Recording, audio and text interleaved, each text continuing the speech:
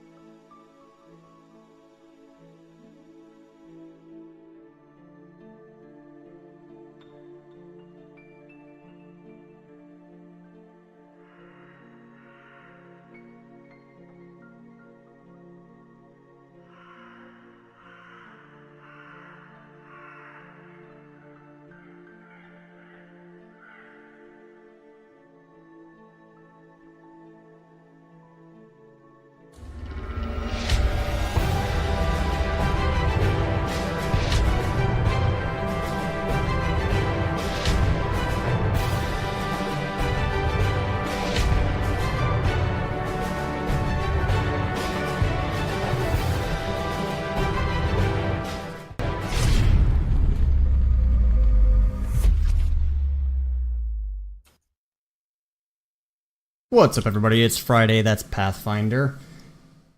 How's everybody doing on this Friday night? Welcome to Ironwood Tavern.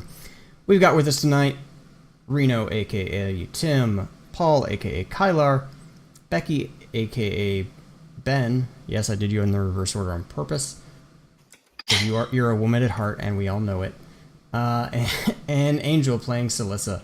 How you guys feeling tonight? Not too bad. It's been a long ass week. Yes, it has. Don't everybody speak up at once. Do I have sound for everybody?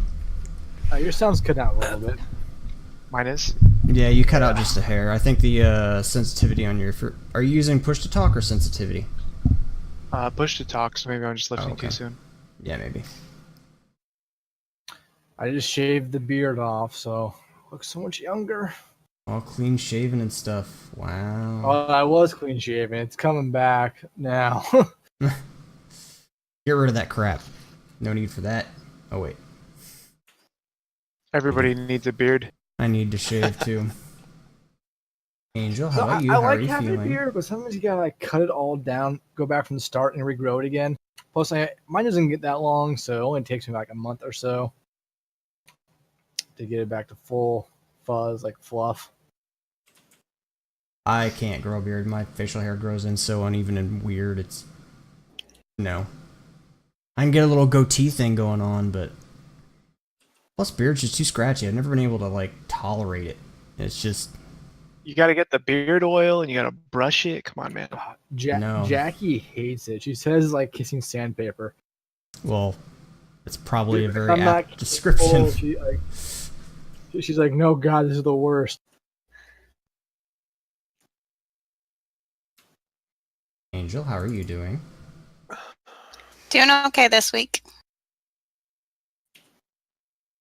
That's good. That's definitely good. I was just trying to get the final stuff to load up on the PC.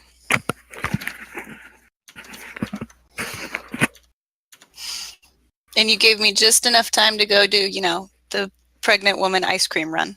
Well, there you go. Haha. How far are you? Just trying to get the final stuff to load up on the PC. Somebody's Skype not muted? That was weird. Was that just Or me, maybe did somebody's everybody watching else? the Twitch channel. Maybe, yes. Maybe somebody's Twitch loaded and it's... I don't know. It loaded and I didn't know it wasn't muted yet. Sorry. Ah, no worries. My fault this time. No worries. I'm 23 weeks along, so 23 at the halfway weeks. point. And at this point, we know that it's a boy, correct? Yep, a son. This will be my fourth son. Wow. And I have one daughter and a grandson already. Wow. So, but this is the first one I've carried, so it's kind of a first in different areas. Oh, okay. Am I trying to do math here? Thank you. So his name obviously is going to be Timothy Paul Ben Adam De Winter. Well, my husband might have something else to say about that one, though. You're carrying it. You get to make the decisions. That's how life works. It's your body, I get your final choice. say. Yeah, that's right. My mom snuck my second middle name in on my birth certificate while my dad was out of the room. So that's how it works. That's awesome. This is why we're in relationships. You need to get veto power. You have veto power, everything goes fine.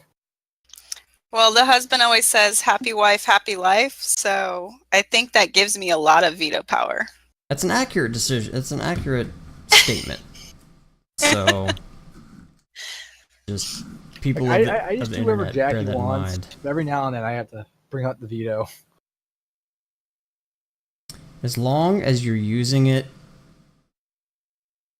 Wisely. wisely, yeah. I was trying to think of the most accurate way to state that. So, yeah, you got to use it wisely. You can't just throw it around willy nilly. So No, of course not. Well, then she started bringing for under Vita review. Starts bringing her friends in for the judicial review. I'm like, God damn it! No one wants that.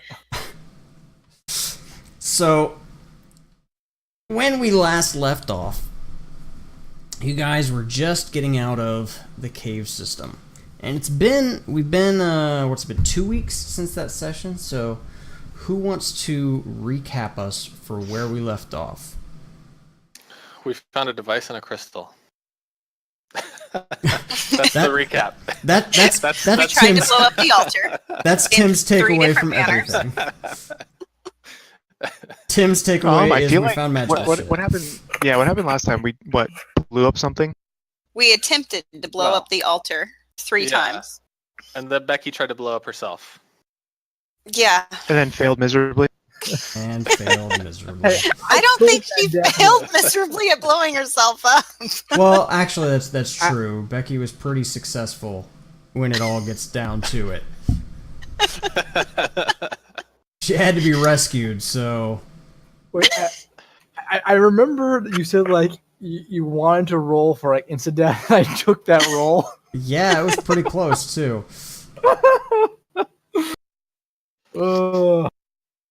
Be bold. That's my goal, to be bold. So you guys, you had already fought the Knoll Wizard and his companions. Very thoroughly trounced them, so you succeeded in that combat, and then went through the objects that the wizard had in his study area within the cave system. Some items were found, and amongst those a magic book. The second magic book had already been given to Paul, who I believe still looks like Gladsheem. Or did you say that you canceled that last time? I don't remember. You found a crystal, and you found what you believe to be a Heward's Handy Haversack that seems to have some weird device that can activate and deactivate it. You found the kind of solar system globe mechanism thing that has you guys pretty confused because you don't really know what that's all about. And then a bunch of the notes from the wizard. So, and then you guys just managed to get the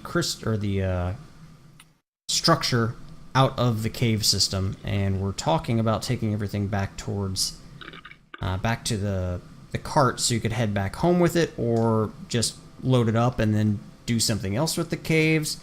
That's kind of at your guys' discretion. But I believe that's pretty much where we left off, as you guys headed back to the carts. Does that sound pretty accurate to everybody? Sounds about right. Yeah.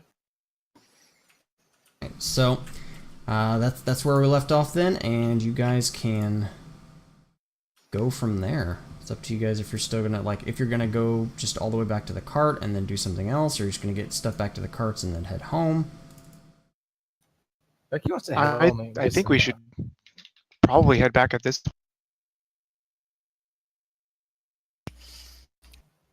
I'd like to head back. Yeah. Yeah, I want to head back. Becky wants to head back. I'm pretty sure Celissa wants to head back, considering she's been a captive for like a week. So Let the order know she's still alive. Yep. I have words for the order. So, all right. So you guys head back to the cart. You make it there with pretty much no issues, no ambushes from more wargs or anything along those lines. Forget who it was that had determined the direction. I think it was Tim, who just kind of pointed off in the direction of where he thought the cart was, with confidence, mind you, with confidence. And so yeah, you guys make it back to the cart with no further incidents. Anu is still there tending to the horses. Halavar just kind of slowly roaming behind you guys, kind of trying to figure out what's happened to him by the grace of Paylor, and just mildly concussed from the explosions at the altar. So, you guys get the cart loaded up and start heading back to town? Yep. I'll I'm gonna jump in the back of the cart and start reading that book of intelligence back there. Okay. Paul, you have a book as well. Are you going to be reading that on your journey back to town? Or are you saving that for another day, aka another level? Because whatever level you read that during is going to be the level that changes into what that will change your level into. Can't hear you. I'm gonna go ahead and wait till we look through that book. Okay. All right, so it's about a week's journey back to town, which by your estimations, by around the time that you get back to the town, you will have approximately 2 weeks before the Shining begins. So we don't really have a lot of time before, whatever event, like whatever's planned, is, to your knowledge, going to transpire on the same day as the Shining. So it's about 3 weeks from now, about 2 weeks from the time you guys make it back to town. Okay. So any discussions that you guys want to have, that your characters would be having, like anything that you want to discuss on your way back to town, you can feel free to have those discussions now. Any questions that you want to ask, you can feel free to ask those now. Otherwise, your journey back to town actually goes pretty smoothly and unimpeded. I don't know. Becky wants to be dropped off at the nearest bakery so she can start stuffing her face with pastries. She has not eaten a proper meal. There are meal. There are a good couple of bakeries and restaurants and such, little small hole-in-the-wall places and side road carts on the way, like once you get back to town. But there's nothing really between here and town. Yeah, that's mine. That's Becky's intended goal. That's all she's really thinking about. Is getting I'm gonna bring it up as well. So, did we not ever find any rings, guys? Doesn't sound like food. I don't. Did anybody see Kylar grab the ring off the knoll? The only ones that were close enough, I think, was Halavar and maybe myself, but we both rolled and we didn't see anything. Okay, yeah, so Kylar's the only one that has a ring currently. And to recap for you, Paul, the ring that you have is bone. It's made out of bone and obsidian. Bone and obsidian. Yeah, it looks like bone and obsidian entwined together in a twisting pattern throughout the ring. And I can't really identify anything other than that. Yep. Okay. Bone and obsidian. Yep. There's just stark white and the deepest black just twisted together to form this ring. Okay. All right. Noted. So, Tim, as the trip goes pretty much unimpeded, you have more than enough time to read your book before you even make it back to town. Awesome. So you can make that adjustment. Sweet. That was, I believe, just a +1, correct? Correct.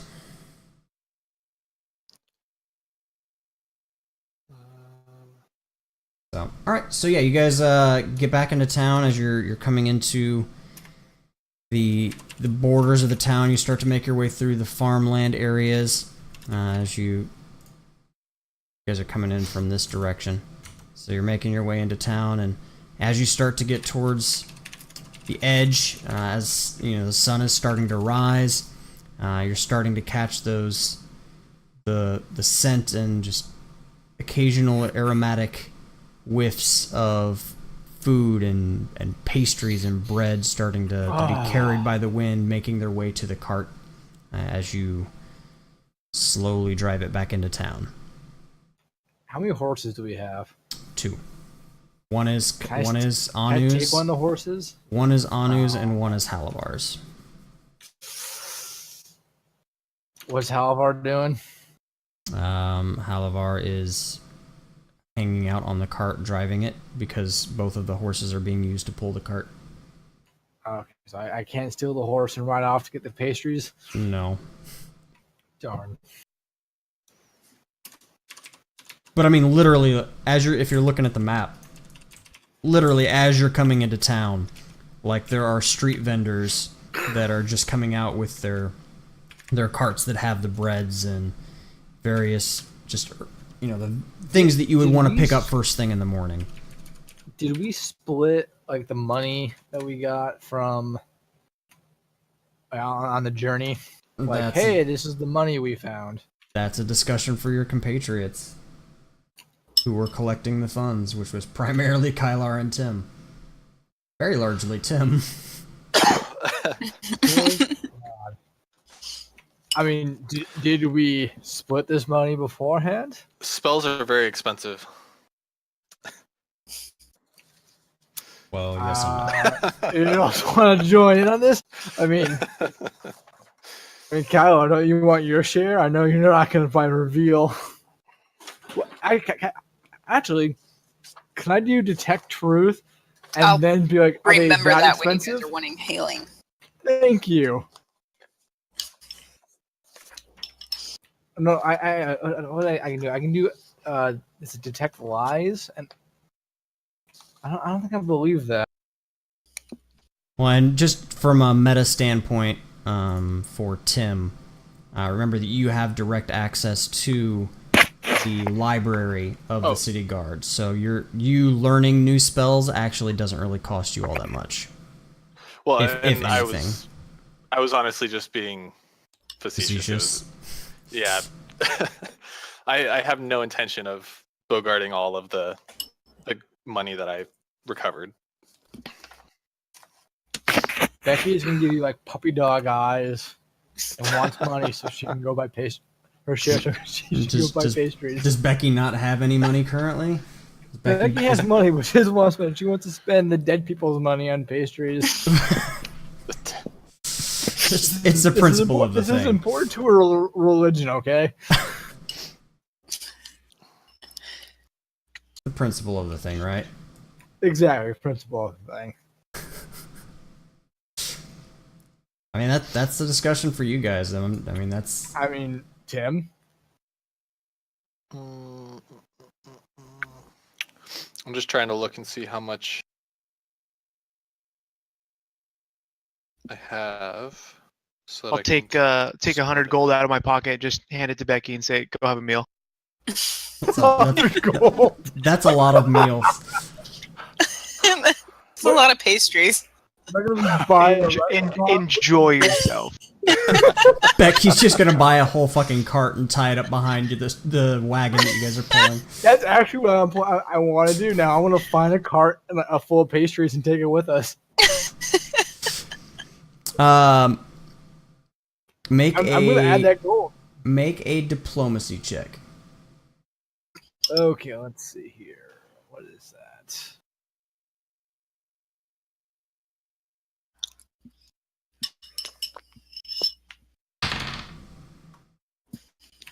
$16. Okay. You are not able to convince the vendor to part with their cart. While 100 gold is very tempting, it's not the sum total of all of the gold that they would get out of the continued use of the cart and the pastries. They will, however, sell you every pastry that they currently have on their cart.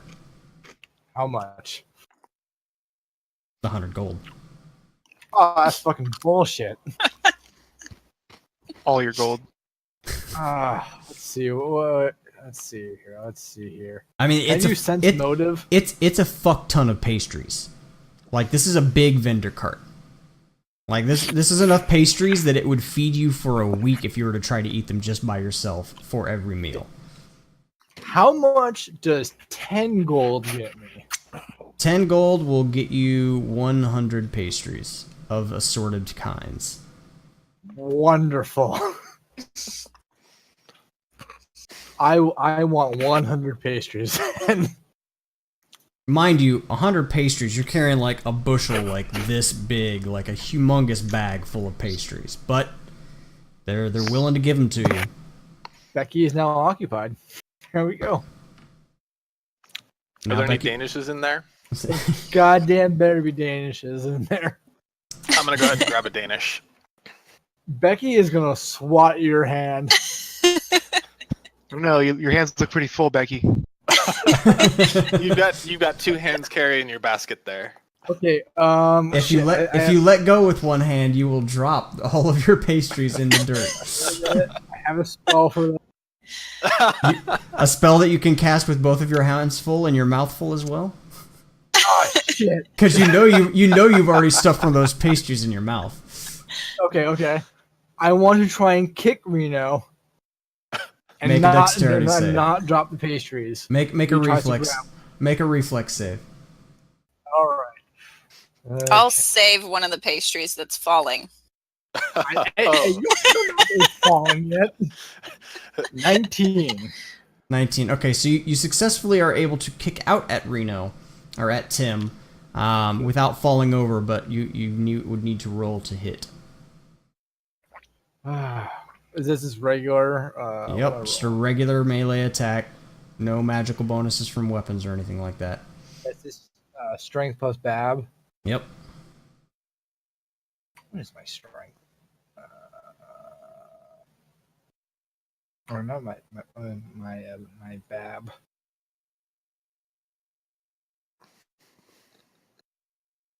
Where is it on this sheet?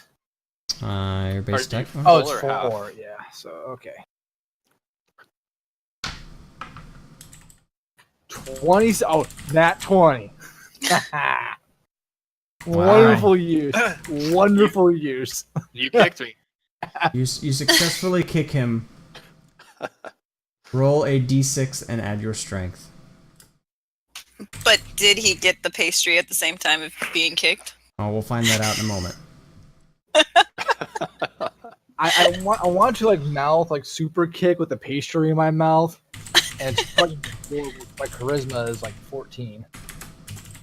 8. Fuck yeah. So Tim takes 8 subdual damage because it was with the blunt of a shoe. Alrighty. So nothing permanent. It'll wear off in like an hour. Just have a bruise on your shin. Yeah. Tim, make a reflex save. 17. You successfully still manage to steal your Danish. Alright. Worth it. Remember that. Remember that pain. I will remember that when I'm divvying up this money. Shots fired.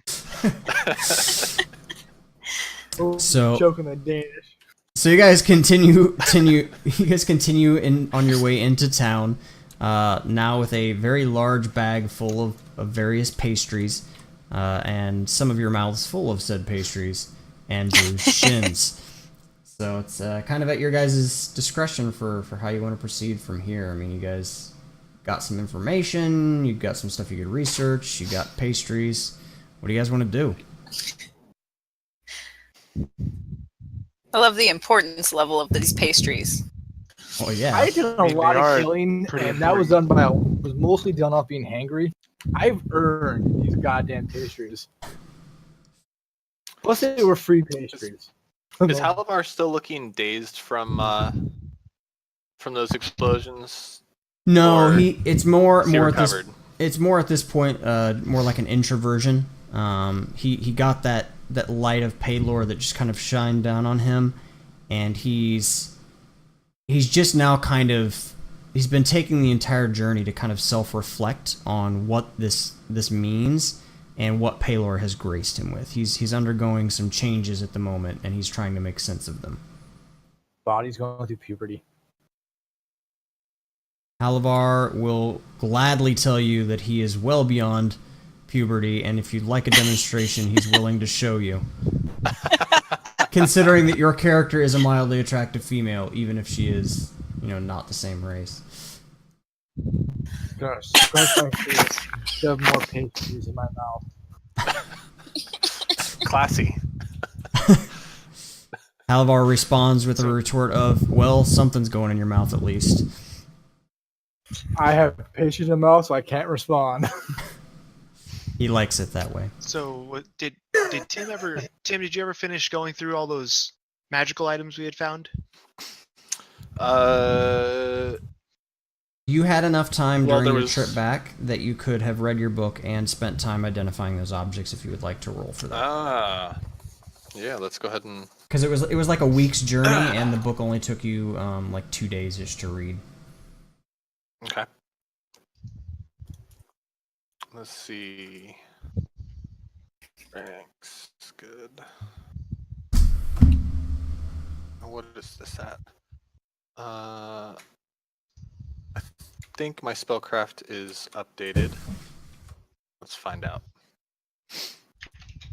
It is. So that's a 27 on the first one. All right. Who has the little things for the items? 'Cause the items themselves are marked with what they are. Okay, I wrote them all down too, but let me see if they're in my bag. Oh, if you wrote them all okay. down and you know what they are, then that's fine. Just pick one. I have the Okay. list of 5. So going from the top, I have the rod. Okay. It is an immovable rod.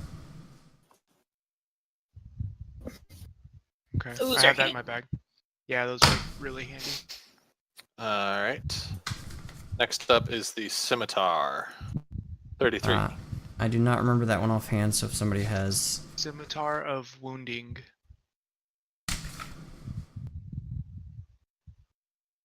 You guys can mark that item as a known item at this point. Okay. There's a mace. 23. I forget what identify is with spellcraft, I think. I want to say it was a 25, wasn't it? I Or have it's, that or it's open based on the here. level. Spellcraft. Identifying the properties using detect magic is 15 plus items caster level. Okay, so yeah, you were able to just identify that one as well. So the mace was a mace of... Whoever has that list. The mace I didn't. Let's see. I think I don't have that one in my bag. Hold I on. think Celissa, I was believe, carrying has it. the mace.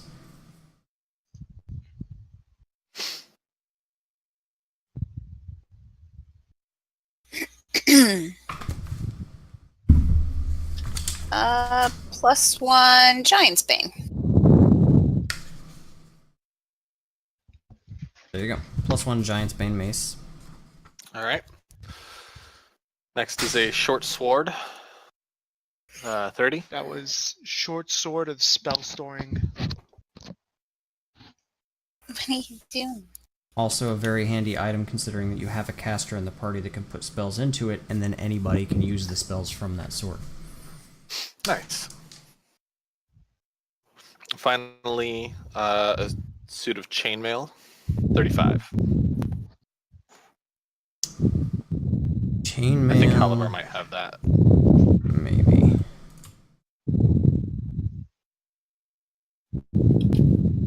That was an actual item that I handed to somebody.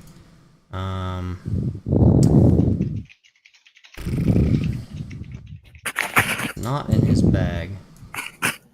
Is somebody breathing into their mic? Sounds like it. Is my sensitivity too high? Let me check. Maybe.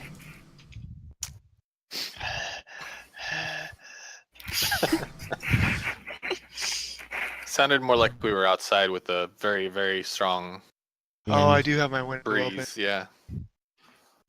Yeah, I Is that don't a know little where bit better? A little bit. Still triggers a tiny bit, but I think it might just be microphone placement or something. It's not that bad. It should be fine. I don't have the chainmail wrote down, I don't think. Written down. Learn to speak at him. But it was chainmail.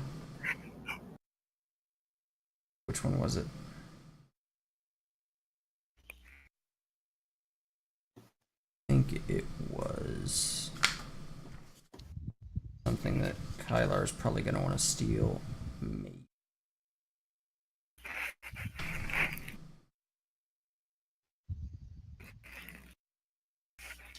Yeah, chainmail of shadow.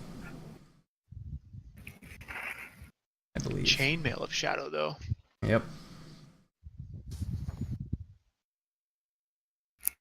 This armor blurs the wearer whenever she tries to hide, while also dampening the sound around her, granting a +5 competence bonus on stealth checks. Nice. But the check penalties still apply normally. I wonder what that compares to what I'm wearing right now. I forget what you currently have. Let us see. Shadow leather, +4 to hide, so it'd be a little bit higher. Yeah, it'd be a tiny bit higher, and the armor would be higher. But it might affect other things, because... Yeah. Was it chainmail or chain shirt? I have it listed as chain mail, but it may just be a chain shirt. If it's chainmail, then it wasn't shadow. I don't remember what it was. I don't have it written down. What's shadow then if I put chainmail? Because I wouldn't have put shadow on chainmail. That's silly. I think it was just chainmail +1 with fortification on it. Then maybe. I'm looking at the stuff that I've got here.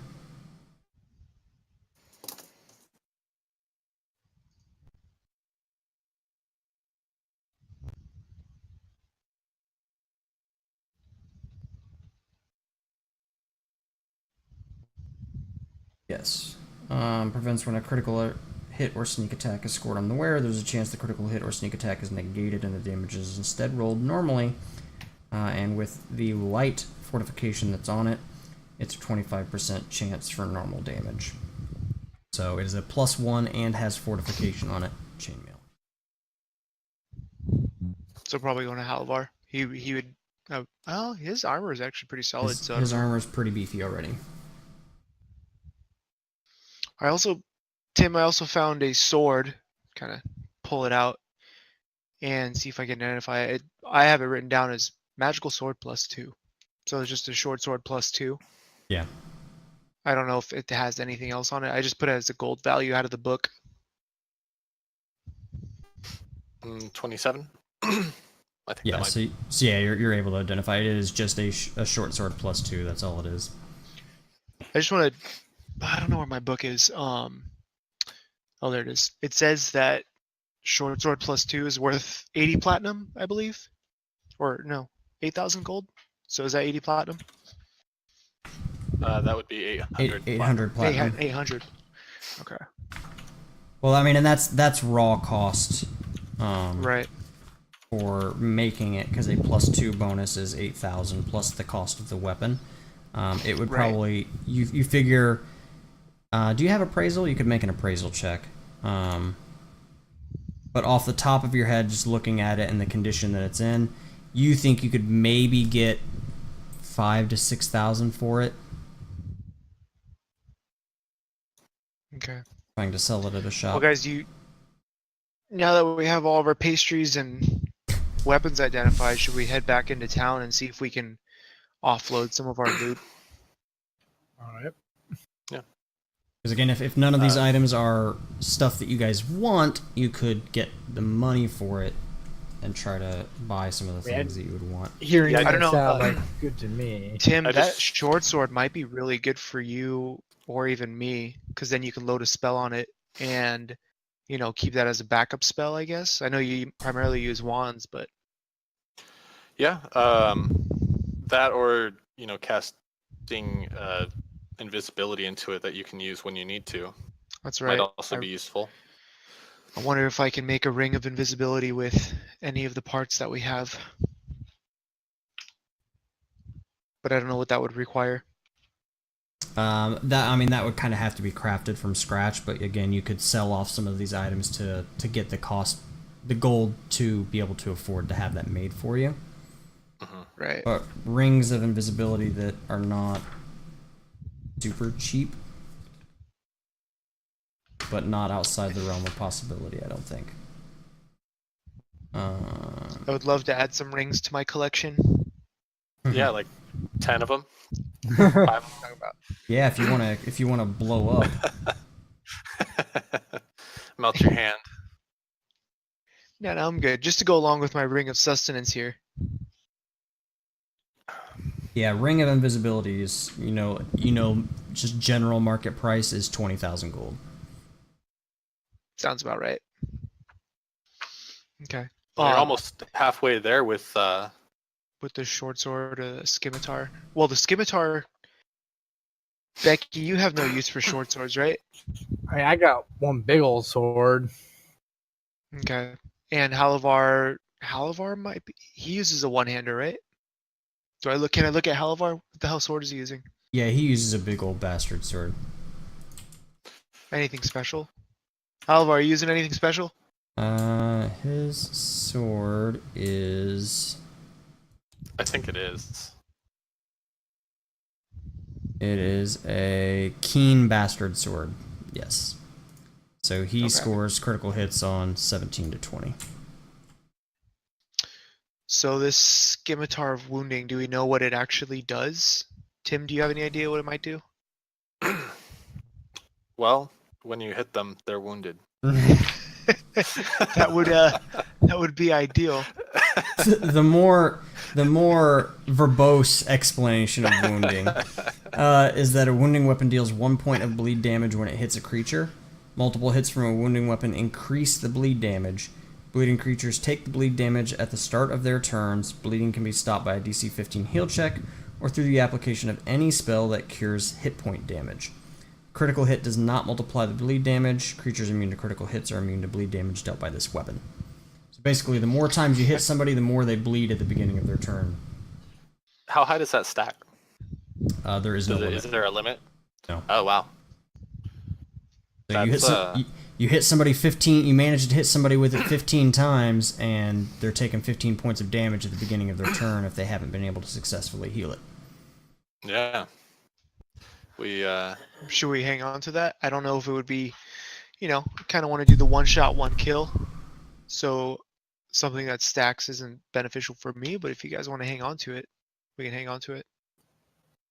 That's fine. I mean, if you don't think that you'll use it, then I think maybe we should, just assuming that Halavar doesn't want it, then I don't see any of us really making use of it. Meta, just because he may want that weapon based off of some of his new abilities that he's just gotten from with his level and the prestige class that he took. Just saying he may actually be interested in that weapon. He might not be. Halavar? Yeah, he may not be. Okay. I don't know for sure, but he might be. So that might be something to hold off until next session before you sell it, just in case. Yeah. Or you could say you should hang on to the short sword. Or you could say decision penalty since he wasn't here and do whatever the fuck you want. Yeah, we're not in a hurry. We got some loot. Yeah, and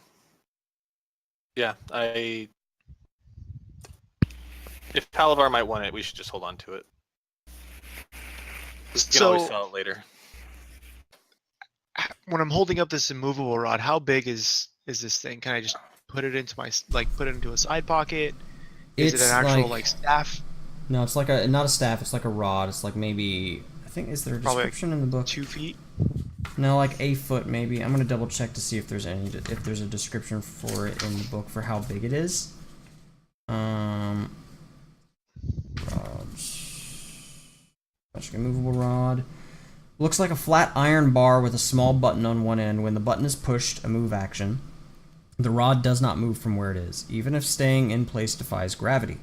Thus, the owner can lift or place the rod wherever he wishes, push the button, and let go.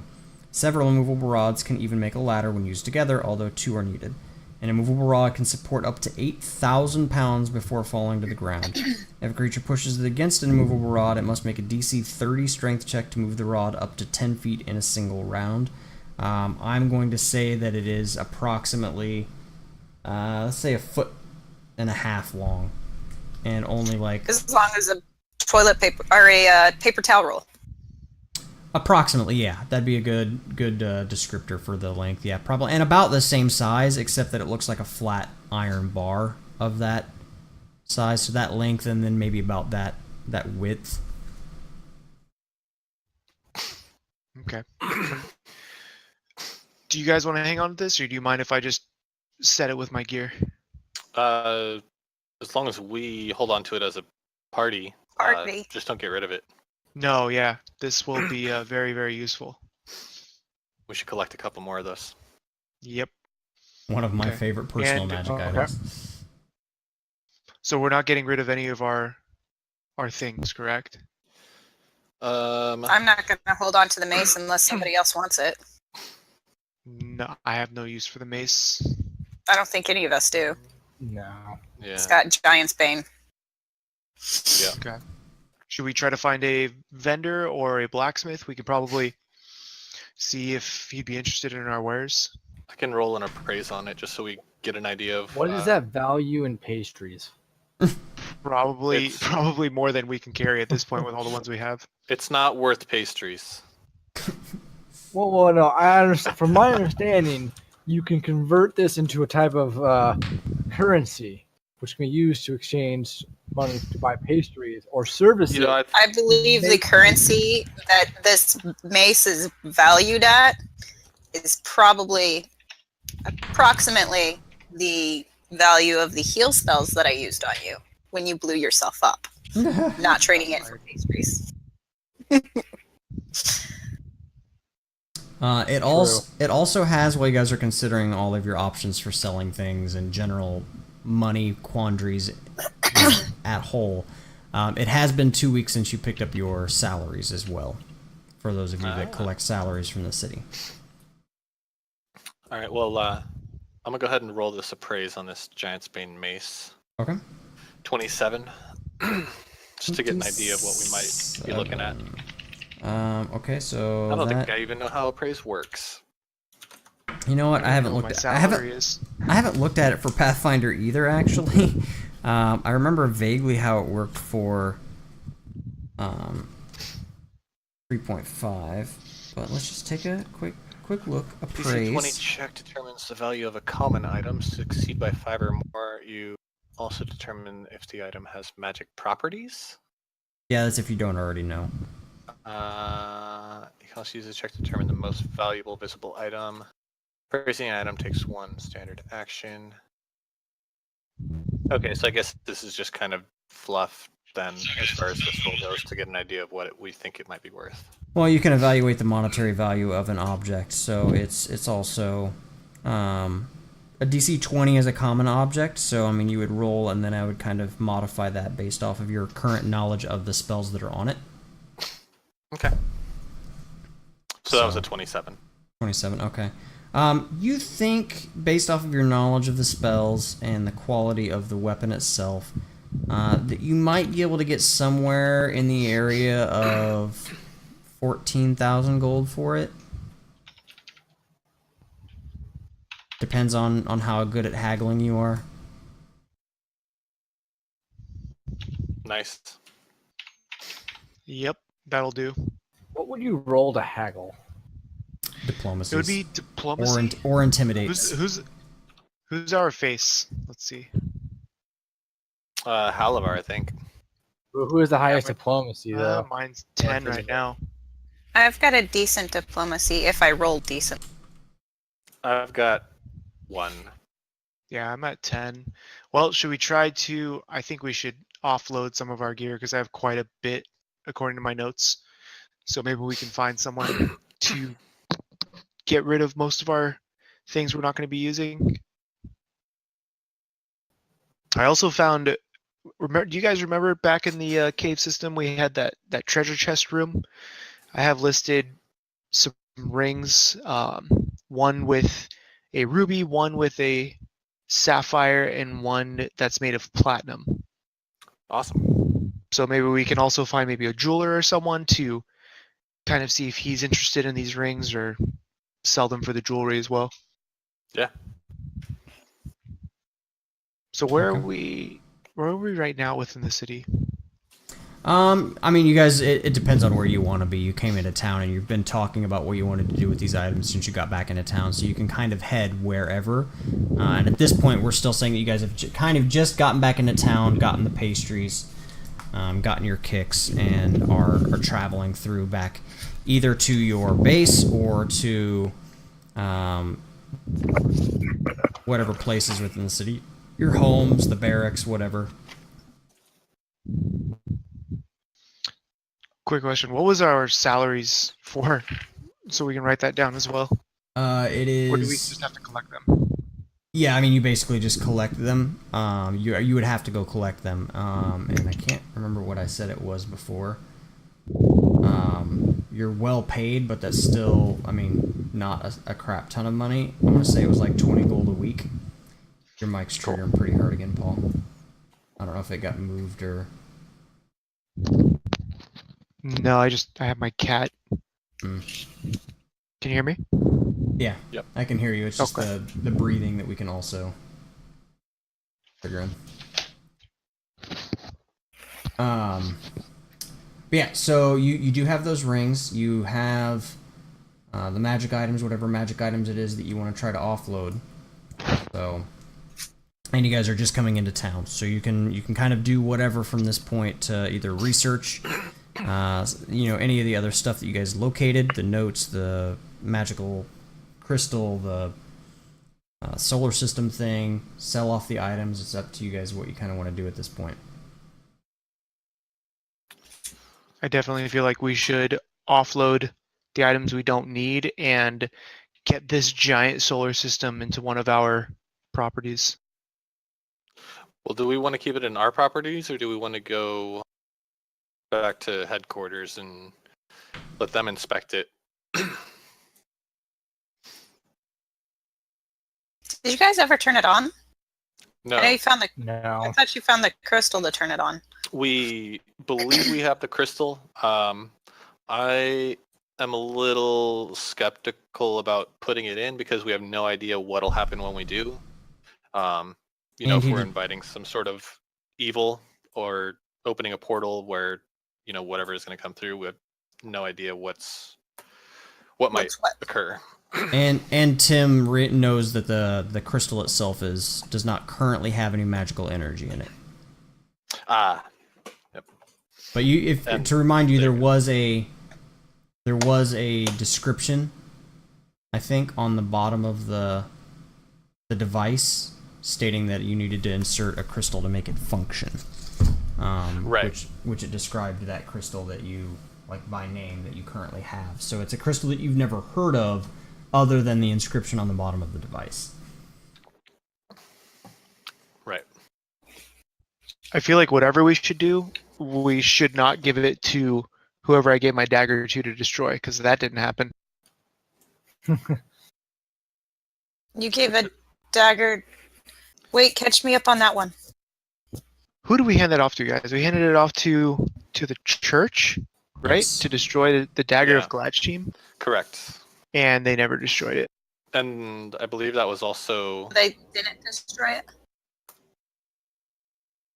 No, they hadn't gotten to it when Halvar came back to tell them about the Altar. altar. Well, the altar was well before the dagger. Or that was before, wasn't it? Yeah.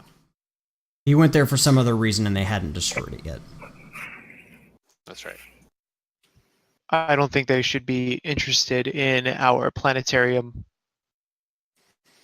No, maybe not the church, but the police force is a little bit different, in my opinion. Yeah, if anything, we take it back to headquarters and not to anywhere else. I'm good with that.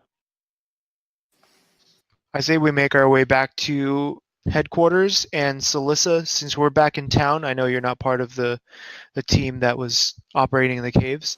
Did you want to head back to your church and meet with them? Well, excuse me. I will be heading back to my church and meeting with them about why they still haven't done anything about this altar. So bear in mind from when we kind of first discussed your character also, you were on your way to Booked from another town. So it actually isn't. You were supposed to be kind of transferring to the church here in Booked. So you're at this point you're basically talking about going in and browbeating some people that you've never even met in a different church. That's all right.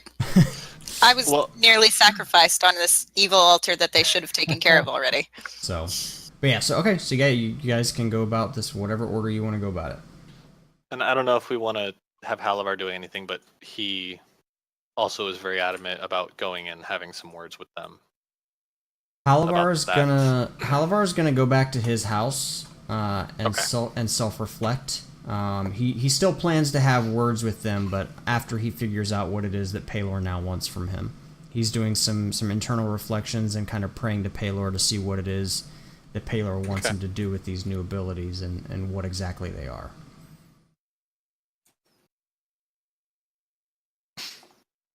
So what's step number one? We'll go kind of in order. Tim, guys, let's offload. Let's head out to a safe location and drop off this floating planetarium. Headquarters. And it's no longer Let's head over to floating. headquarters. Levitation It's is no worn longer floating. off. Yeah, the levitation is long worn off. It's just been in the cart wagon. Yeah. I figured that would have looked odd. Okay, let's head over to headquarters and unload. I'd still like to stick around with you guys, because it sounds like the people of this church are not that wonderful at reaction time right now. So, I mean, if you guys are cool, love to stay with you We'll get you a for the badge. time being. Oh, I get a badge now. Everyone gets a badge. All right. All right, so you guys. Let's make our way to HQ. All right, so you guys head back over to the tower to talk to whoever it is that you're going to be talking to. Don't know if you want to talk to your boss or if how you're gonna try to manage the planetarium thing, like who you're gonna try to give that to or what exactly it is that you're gonna be doing. Tim, do you know anybody who might be able to make sense of the planetarium? Well, there is this whole spell library, and I have a feeling the wizards there may be the best equipped to try to identify what this is, its history, and any kind of information that would be useful. Is that within headquarters? Yes. Yeah, it's actually below the towers themselves, buried underground for the safety of the books. Let's take that there first. Seems like our most precious piece, since we don't really know what it is. Sounds good. So let's head to the wizards. All right, and what's Becky doing? Is Becky just kind of still shoving pastries in her mouth Yeah, and I'm following the rest following. of the party? Yeah, I'm following. Okay. All right, so you guys head back to the your headquarters, and you make your way down to the library, kind of wizards guild control area, and there stands a gaggle, however you want to phrase it, of wizards just kind of meandering around, researching things and reading. There's a couple of people behind the counter. Just kind of, they look up at you as you enter in, expecting to see if you're gonna provide any identification, since most people aren't allowed in here. Walk through and pull my badge out. Gotta slam it down. So they look up at you, Kylar, as you come in, and you show them your badge, and the main wizard behind the desk just kind of brings down his glasses, looks at your badge, looks up at you, puts them back up on top of your head. I see no indication that you are a magic user or a member of the magic guild. Your badge gets you entrance this far, but not really any further without an escort. How can I help you? Tim, Tim, deal with this. I offer him a pastry. He's a big, rotund fellow. His eyes kind of light up a little bit, and ooh, thank you. So I'll come up and show my badge as well. Okay. So this gentleman, you recognize him. His name is Brayden. He's a rather portly human. And he recognizes you as well as you kind of come forward and show him your badge, bringing his glasses down a little bit and kind of like doing the whole adjusting them to take you in as you come closer. You can tell his eyesight's pretty bad from reading books his entire life, constantly. You know him to be more of a theory than practice person. So he knows a lot about Just things, the guy we need. but not a lot about how to actually implement the things that he's read about. But yeah, so he recognizes you as you come forward, and he's slowly eating his pastry. Just kind of looks at Braden, you. my good fellow. Timothy, how are you? We're doing all right. It's Tim. To you, maybe? We're actually in need of your assistance. Ooh, a quandary. This how large is the globe? It's I Or mean, the solar system, right? yeah, it took two of you just to carry it down here. Yeah. It's So I guess pretty big. we're still carrying it. Yeah. So we'll plop that up on his counter. Hopefully, there's not books in the way. There's books everywhere. Yeah. I guess we'll motion, and hopefully he'll shuffle some books around so we can place it. I mean, this thing is massive. You don't think that it would necessarily even fit up on top of the counter. Oh, okay. Like it's large. It is almost as tall as Anu. Okay. Then I guess we'll just set it down. Braden, have you seen something such as this? Myself? No. Let me have a closer look. And he gets up and kind of comes around the counter. I bends down and starts taking a look at it, like poking at it with a little quill that he's got, just kind of occasionally manually spinning it with his fingers, the things. And as he's kind of prying these bars, like you can tell he's having to apply a little bit of a force. As he moves one ring, all of the rings kind of seem to move, but not necessarily at the same speed. Which leads you to believe, kind of as you had looked in the bottom of it before, that there's some sort of a gear system, and that all of these things are interconnected. And he's looking in, and he gets a little bit closer, and well, this one is labeled Mirrodin, and this one is labeled Sharodin. Sounds familiar, but not immediately apparent. I might have to research, but this appears to be some form of archaic device where someone may have falsely mistaken that there were things outside of this little continent of ours. Maybe for fantasy purposes? A story, perhaps? I can look into it if you'd like. But nothing immediately comes to mind. Was there anything else to it? Any manuals or scrolls or anything along those lines that may have gone with it? Well, we do have some notes that we found alongside it, as well as this crystal that was described on the bottom, but I've never heard of it or seen anything like it myself. Ooh, a crystal, you say? And it was described? Do you know what it was called? Well, as I recall, it was a crystal of Winara, I believe. Minara. But yeah, Minara, sorry. Close enough. Very close. And he just kind of like stops prying at the bars, pulls his glasses up tight to his eyes, and just kind of looks up at you. A crystal of Minara, you say? Let me see. And I'll go ahead and pull out the crystal and pass it over to him. He takes it in his hands, and it's a pretty good sized crystal. He just kind of, very curious. I've heard of these, actually. Never seen one in person. In theory, all one must do is use your magical energy and pour it into the crystal, much as if you are casting a spell, but without the final result that makes it do its actual intended purpose. You're just pushing your spell energy into it, as it were, I believe the more energy you put into it, the longer the energy will be sustained for whatever the task is. So it really depends on how much energy this thing would use. You could put a smaller spell into it, and it could last 10 minutes, or it could last an hour, or even a day, without some experimentation or further knowledge of the device that it's going into. There's no way to know how long an individual spell would last, or how much energy you must put into it.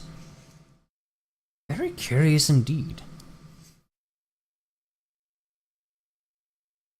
And he kind of hands it. He just hands the crystal back to you. Thank you. Well, unfortunately, I don't believe we have the luxury of open experimentation with this device. We recovered it from the easiest way to say this is just a very evil place. So I'm hesitant to even try to activate this device without more knowledge of what to expect to happen. I thought you were going to say we recovered it through eminent domain. And he kind of like raps on the base of the thing a little bit, and he's kind of just eyeballing it a little bit more. Inscriptions on the bottom, you say? Can you tip it up for me? I want to have a look myself. Kyla, would you mind helping?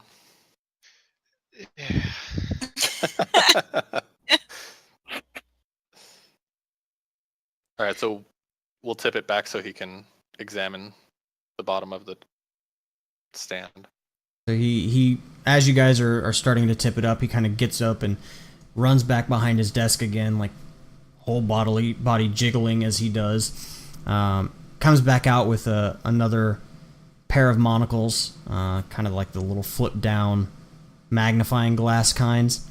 He comes back around, he squats down on the ground as low as he can get, and he's kind of looking at the inscriptions, and he's flipping through the different focal points on his glasses until he finds one where he doesn't have to be literally right up against the device.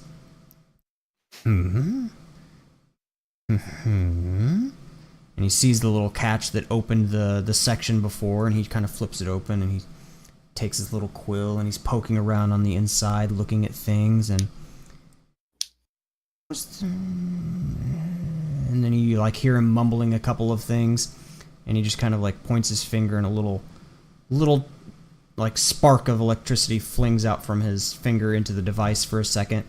And as you're holding onto the device, you feel the gears, like the bars that you're holding onto that hold these little planetary balls. You feel it, not a lot, it doesn't jerk a whole lot, but you feel them just kind of very faintly shift in your hands, like he gave it a jolt and the gears started turning. And and then nothing further happens, and he pokes around for a little bit more. He's,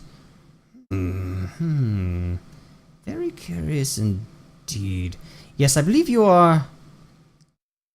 I believe you to be wise in expressing caution. I don't think, from looking at it, that it would have any ill effects to turn it on, but more research might be required to be certain. Perhaps we have some books in one of our sections that could lend some guidance or light to the situation. If you'd like, I can cast one of our younglings to research it for you. That'd be most helpful. Good. You can put it in. Put it in Nunzio's office. He won't mind. Put it right on top of his desk.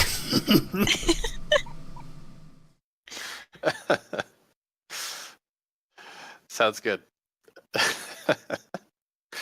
Do tell me about his reaction next time I see you. Oh, certainly. He closes the latch back up and struggles and kind of stands back up and marches back around behind his desk and plops back down on his stool. And then grab another 2 pastries and be like, "Thanks, bud." Ooh, Yeah, that's fine. You gave me the money for the pastries. Cherry. Take good care of it. All right, so He picks up a bell as you guys are walking away, like picks up a little bell and rings it twice and then turns it over and starts speaking into the bottom of it. Narissa! Narissa! I have a task for you. Get up here. And then he goes back to just like looking at his books while he waits. okay. So we'll go. That's done. stow Let's that. head back up. And what are you doing with the crystal? Are you leaving the crystal with it or taking the crystal with you? I am going to just hold on to the crystal. Okay.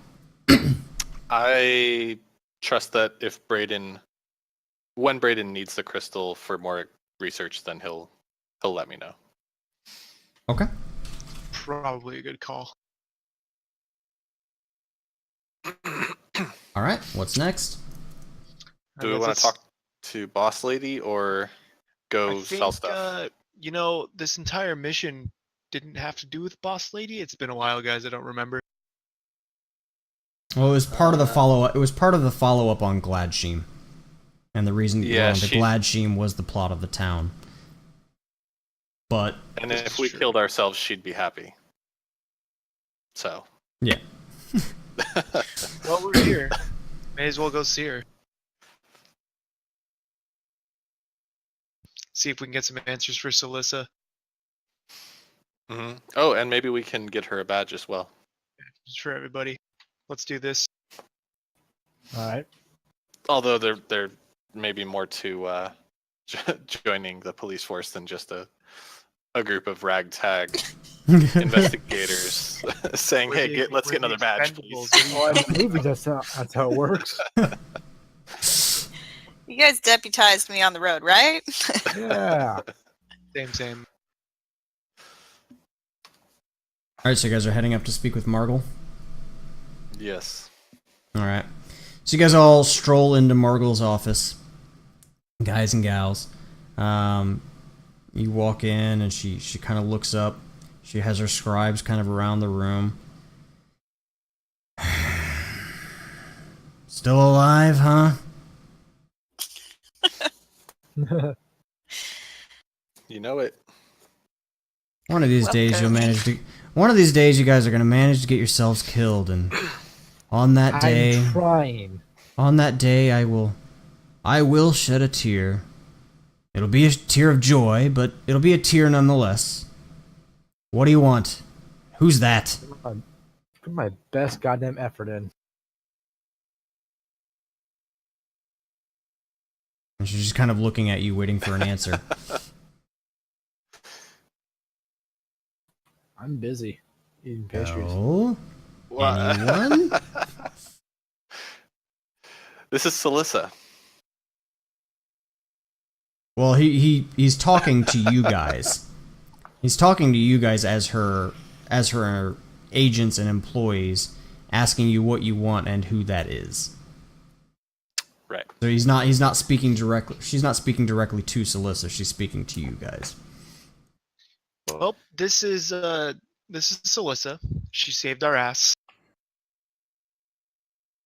Why? She comes with the Church of Palor, and yeah. Let me finish. Did you just ask why I saved them? Yeah, I did. She's touchy all the time. It's like infinite menopause. Everybody I can roll. see why you're touchy with this group. Everybody I'm roll sorry. a perception check. God. 20.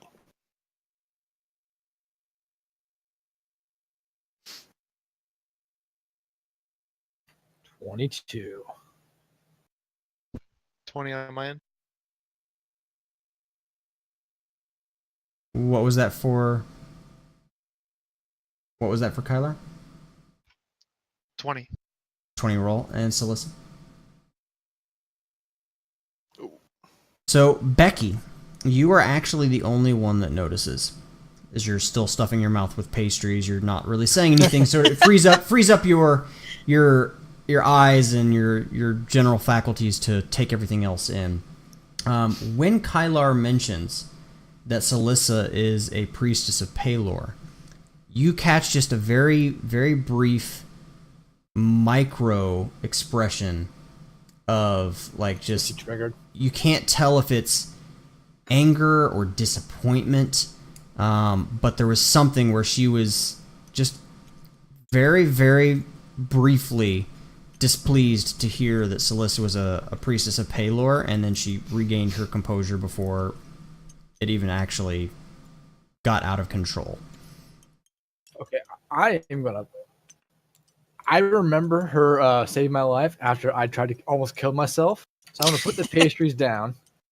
I'm gonna get right in her face. I'm going, hey, got a problem? Palor? Got a problem? She punches you in the face. She deserved that one. Is that With a nat 20, by the way. what? You have a broken nose. So she does, and she's not pulling her punch, so she does 8 damage, and your nose is broken. Wait a minute. Damn. Don't get in my face like that, whelp. Now, let's calm down for a second. Can I if I were to cast confess on her, I want to know what the beef is. You can try to cast confess on her. You know from your own personal experience that she is a significantly higher level than you, so her chances of beating your save DC meta speak, you know that there's a very high chance that she would be able to beat the I know. power of your I'm whim. just thinking if this is worth it or not. How much damage did I take again? You took 8 damage to the face and a broken nose. Like you go stumbling backwards, blood gushing out of your nose. What is the reaction to everyone else? The scribes around the room all kind of like look up in shock real fast, and then just go back to even writing more hurriedly than they were before. Just don't pay attention, don't pay attention, don't pay attention, like just writing, and very specifically not looking at anything or anyone else in the room than whatever it is that they're working on. I chuckled. Okay, I want to cast light onto a pastry and offer it to her. With your broken face. Yes. She just kind of looks at you and just shakes her head. You, and she looks at Kylar. 16 health points back. Okay, if this is the case, Like, I'm Seriously, gonna cast, like Bing. okay, I'm gonna cast confess on her then. I want to know what her deal is. I'm gonna do this. Fuck it. I got the priestess. The priestess has got my back. Okay, This so is how you treat your employees? so here's the thing. So Oh God. she punches Becky in the face. Becky stumbles back. You guys have the thing. She tells you not to get in her face like that. You, Kylar, and she makes the whole like keep going with your story thing. So Alyssa, you reach out and touch Becky's shoulder to heal the damage. Thing is, you didn't set the nose first. Yeah. You didn't set the bone, so it heals crooked. So it's no longer bleeding. I gotta get punched again. It's I no can lo- fix that later. It's no longer broken. It's no longer bleeding and broken, but it is stuck like slightly crooked. Will I take a charisma damage because of this? I thought about it, but since that would actually have an in-game effect, no. You have we'll call it a cosmetic charisma effect, but it's not anything that's going to be. Can I try a headbutt? No. I know somebody that can fix it. She's it's sitting okay. down behind her desk. Anyway, so she motions to Kylar to continue telling her story. You can try to cast confess. I want to give her like a girl look the priest by girl power. So, what's your DC on your confess again? Oh, I gotta check. It's not that high. 15. Shit, no, she doesn't even look at you. And she's just waiting for Kylar to continue.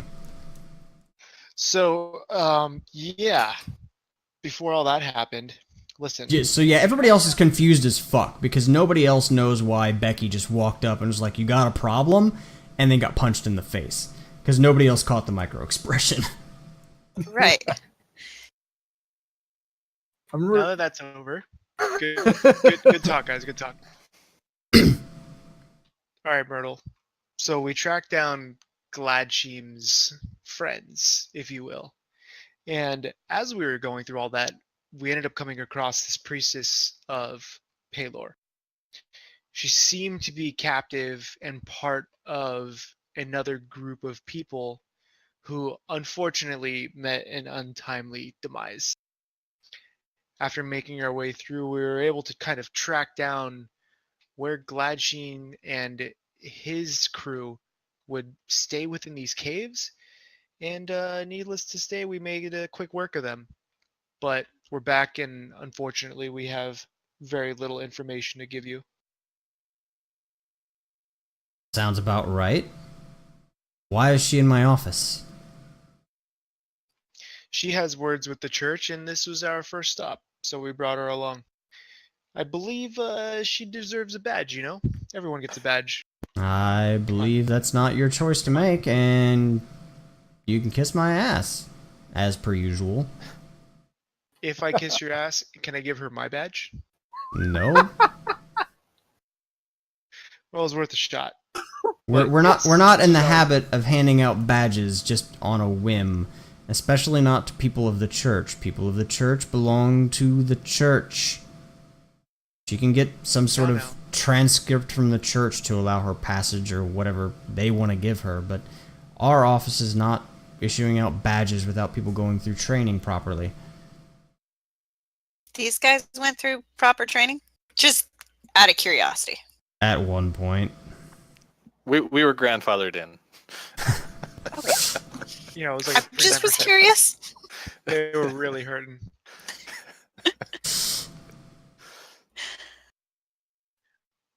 While we've been away, is there anything that you need to catch us up on within the city?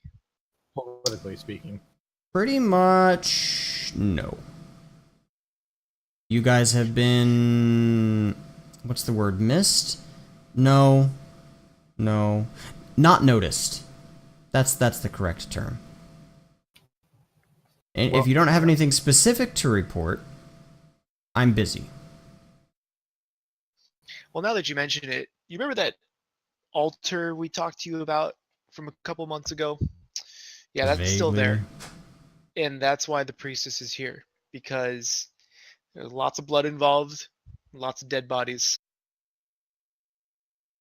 A lot of sacrifices to evil gods. Again, church. We solve the town, the church solves the whole religion thing. Well, there was a high-level demon in a farmhouse halfway between the cave and us. Halfway between the cave and us would be roughly half a week outside of town. Correct? Well, I think our business is done here. Melissa, should we escort you to the church? You have an interesting boss. Here, have a pastry, boss. It's for you. She just glares at you. Here, have another. I know you. Here, apple and berry. She reluctantly reaches out for the berry one. I knew you liked one of them. All right, we'll be on our way. She takes a bite out of it, looking at you angrily.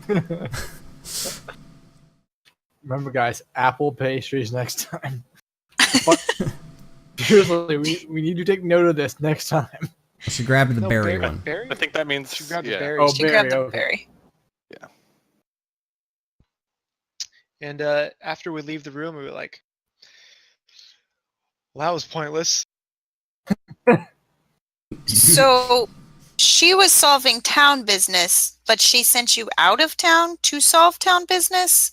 And you guys didn't report back with anything? No, we just didn't tell her where we were really going. Technically, they sent themselves out of town. And why didn't you mention this demon in a farmhouse somewhere before? Did you guys take care of that already? They don't believe me. I think Becky was high. Okay.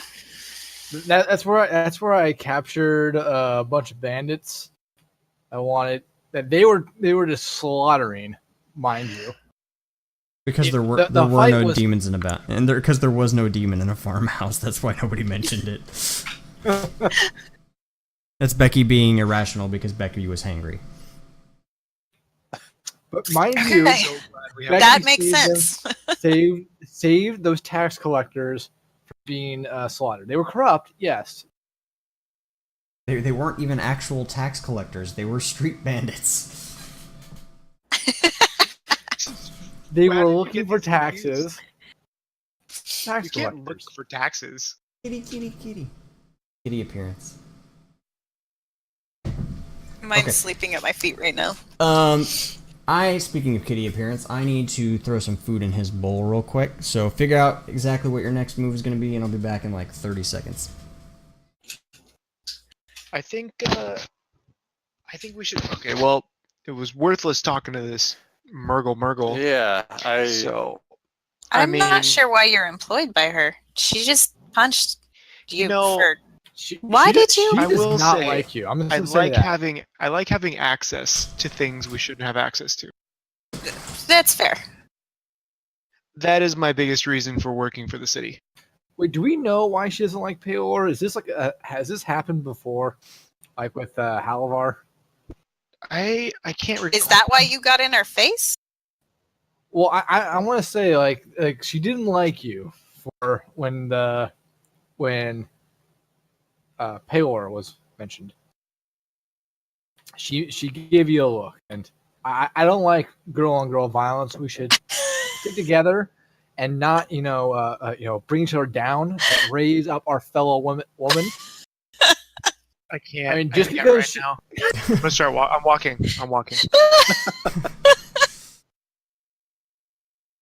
All right, so what did you guys respect decide to the do? fact that you healed me. So I mean, you saved my ass back there, and I'm not gonna fucking take no shit. I'm not gonna let her talk to you Looks like you that. took it right in the face, bud. Broken nose and everything. You done fucked it up. And the amount of pastries you're definitely going to be taking a shit.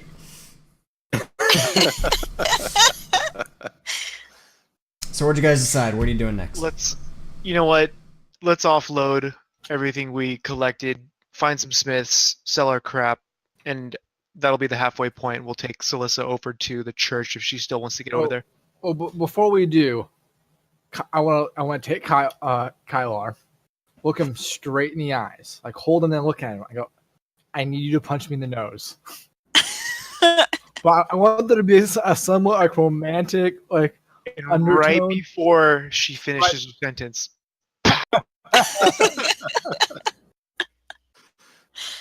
All right, she I was let trying it. to phrase my- She let it. Can I set the nose now? Well, she let it happen. So roll your damage, Kylar. Just a D6 or a D4 plus your strength.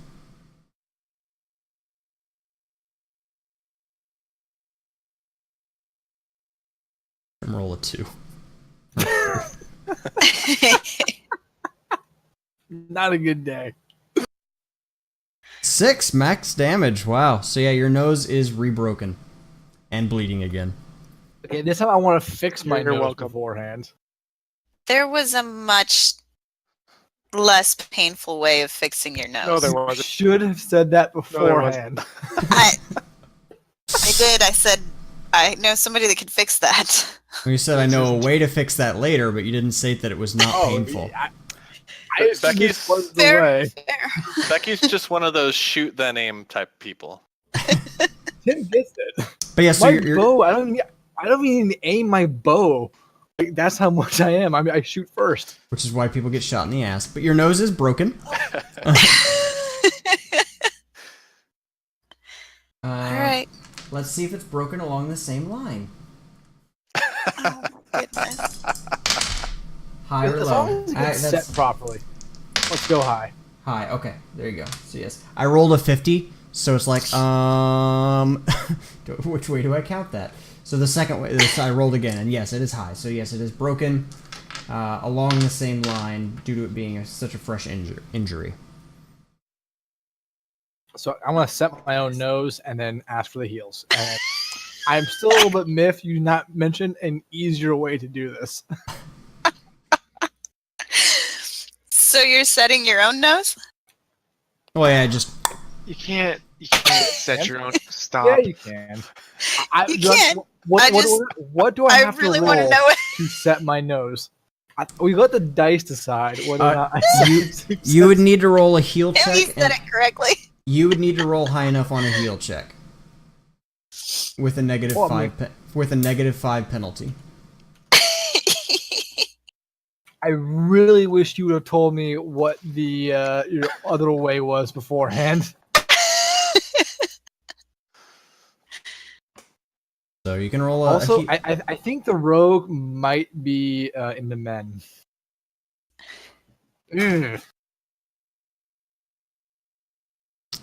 Ooh, and that's not with your 5 penalty, is it? No.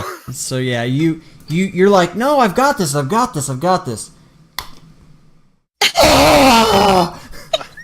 As you just like splint it completely the opposite direction. Like, and as you bring your hands away, your nose is just kind of like drooping there, with the cartilage on both sides now completely snapped. Oh, please stop. So What Okay. is your way of fixing this? Could you please? Okay. Heal check 31 Okay, to so you, set it. so you get it put up in place, and you're holding it in place. Oh my What the goodness. best that you feel is properly, which is pretty spot on. You're pretty sure with that roll, and then I imagine cast your heal just with your hands already there. Yes. Okay. Not letting it move. Let me make sure I cast the right heal. Oh my goodness. See, girls got to stick together. It's a tough world out there. Okay, my cat is going batshit crazy right now. It heard that I was giving my cat food, and now it wants food. Okay, There you go. So your nose is properly set and healed. And then you guys continue on your way to sell off items. What are you going to be selling first? The plain rings, magic weapons, the armor. What do you want to get rid of? I say we can get rid of the jewelry first, and visit a smith to. We're not getting rid of any of our armor or gear though, right? We're waiting for Halavar. I think the mace we were gonna. The mace. Oh, the mace, yes. Oh, you know what? I wrote it down.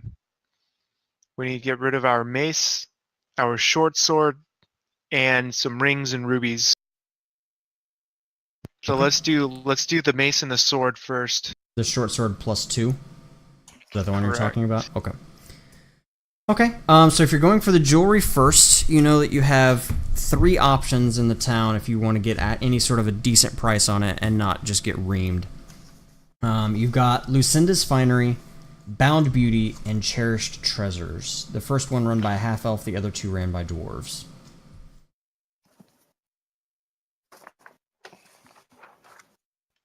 Is Alyssa a dwarf? I think we should go for I'm the human. half elf. Yeah, we'll head over to the half elves.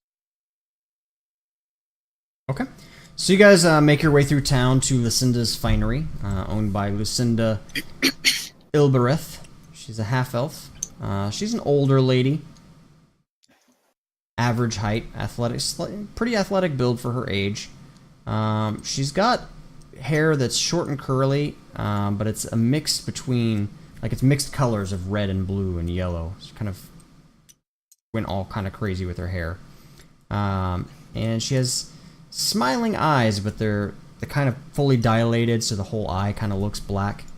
And she's got like it's weird because her eyes are kind, but she's got a little bit of a grumpy attitude, but you know that she gives a fair price usually. I'll walk up to her. Lady Lucinda. Lady Lucinda, I have some wares for you, and Lady. hopefully we can negotiate a fair price. Lady. Did you call me a lady? Why, yes, I did. You're funny, I like you. What do you got? I seem to come across a few rings, gold, silver, and a silver ring with some ruby in it, another silver ring with a sapphire, and one with a bit of platinum laced into it. Maybe you can help me out and exchange these for a decent price? I can certainly take a look at them. Let me reference my handy chart of what things should cost. I've got a big book here. Give me a second. So let's one by one. What's the first ring you're having her take a look at? I have it written down as just a plain gold ring.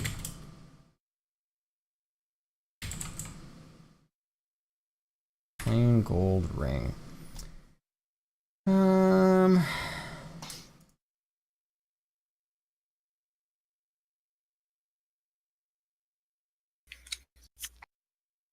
Let's see.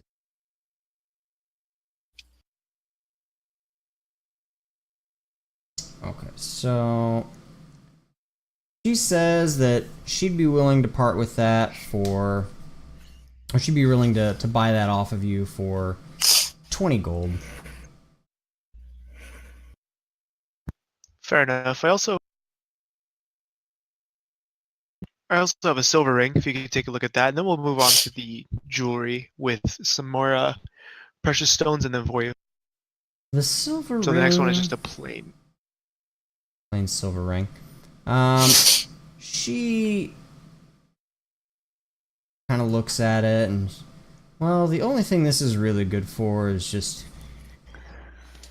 well, melting down probably. I'd give you 5 gold for it.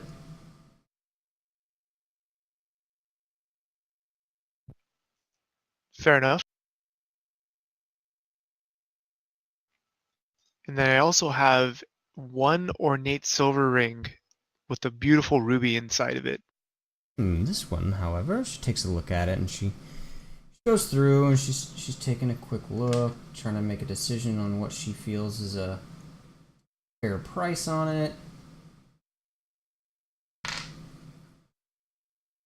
She will offer you 70 gold for it.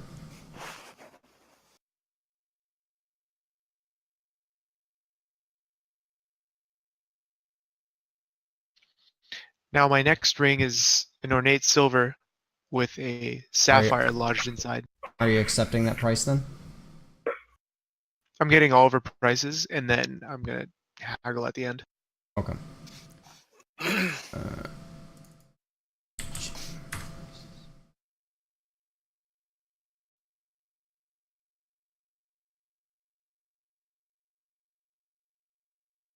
Okay. So I'm sorry, what was the gem in this one? Sapphire? Sapphire, okay. That will be under...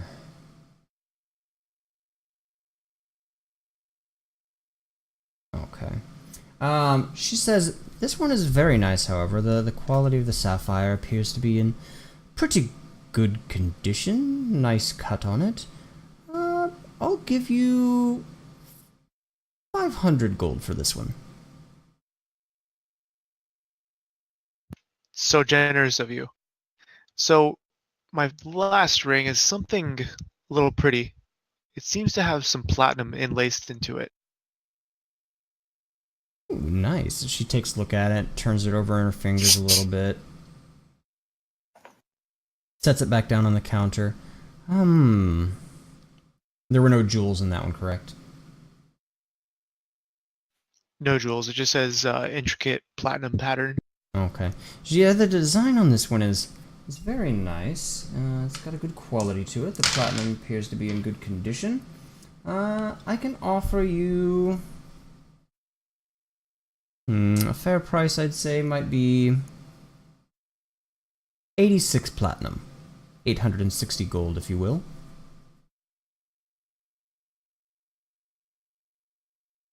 I think those prices seem fair. However, I'm going to keep the silver ring.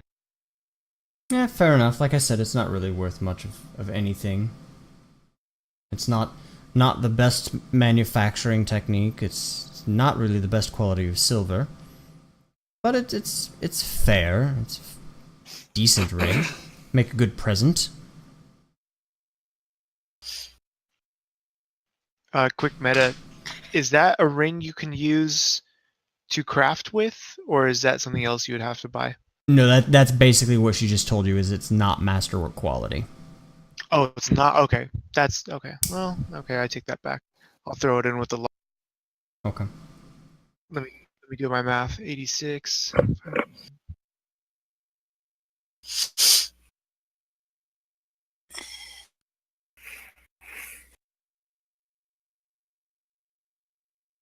So 87 platinum for the lot. No, the last ring she offered you 86 platinum just for that alone. Oh, and then, I'm sorry. I keep thinking 1,000 is 1 platinum. No, it's a 10 to 1 ratio. I think that's fair then. So 10 gold being 1 platinum.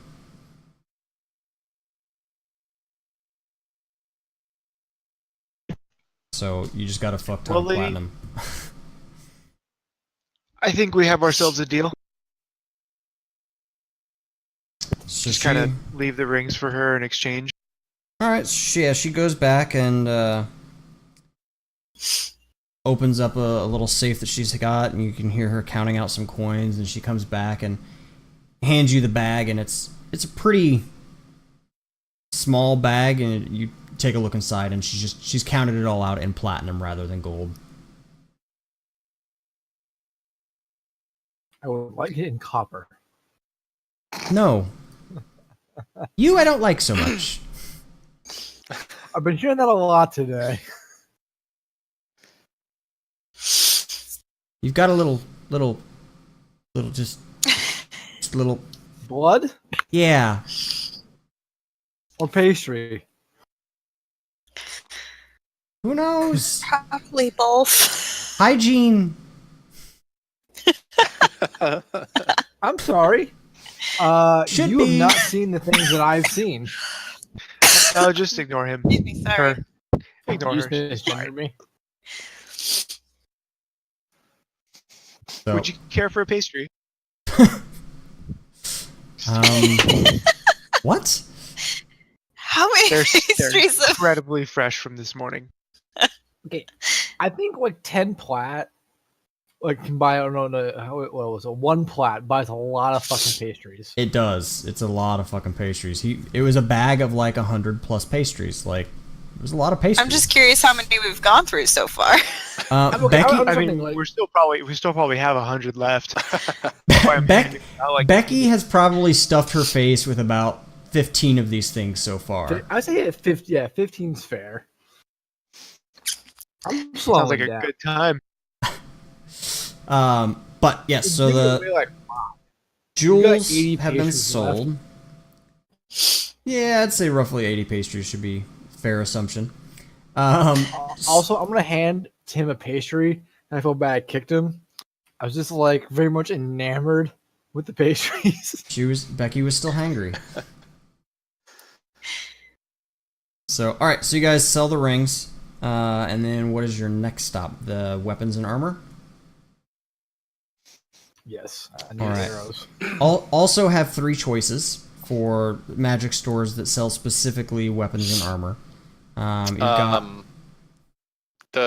Is one of them the one that I kind of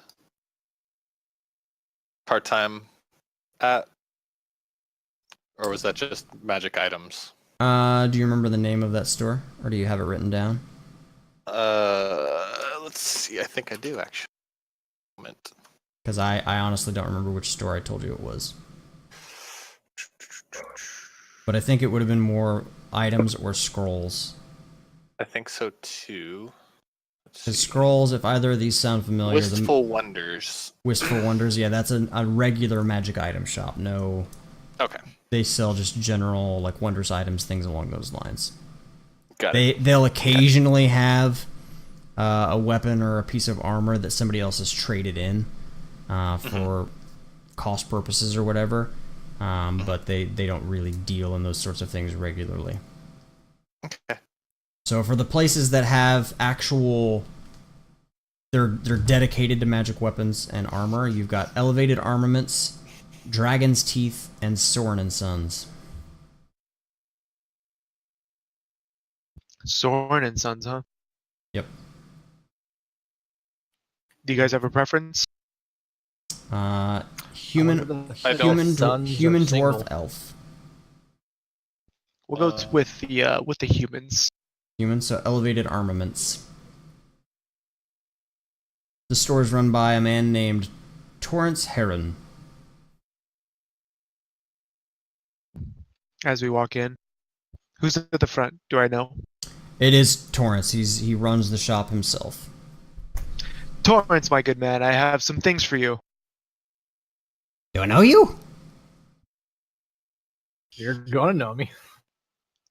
We were drinking the other night. You don't remember?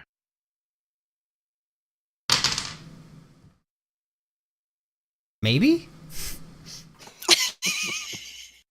Oh, let me do. Yeah, let me yeah, do a yeah. Can I do? Yeah, come on in. Yeah, you told me to swing by with I had a really awesome mace and a short sword you wanted to buy for me.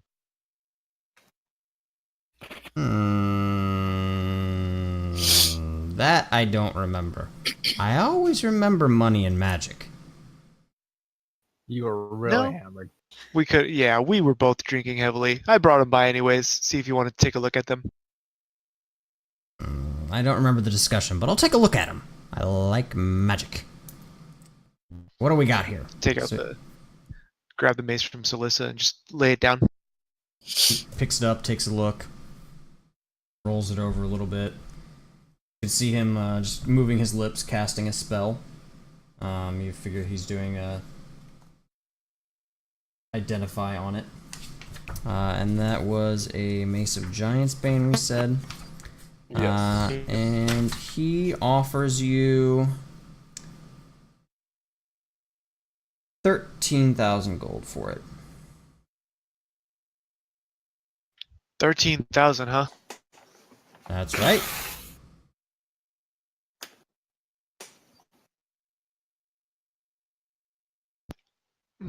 Seems a little shy, but a fair price. What about this short sword? And that was just the short sword +2. Yeah. Right. Same thing. He picks it up and looks over the quality of it for a while. Sees his lips moving again.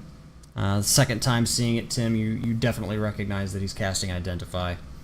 And he 3,500.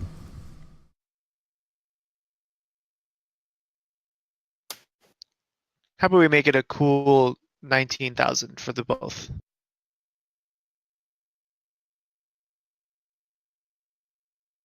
What did I offer you for the thing? The first one, 13? 13 and then So 3,500? 35, so you're trying to take him from 16.5 up to 19? Yes. Roll a diplomacy.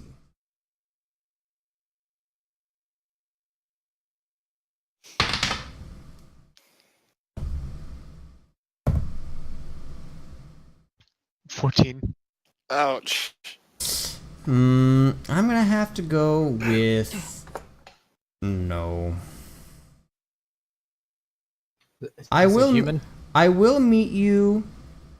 I'll give you an extra 500 for the short sword. I'll bring you up to an even 17. You're a good man. We can do that.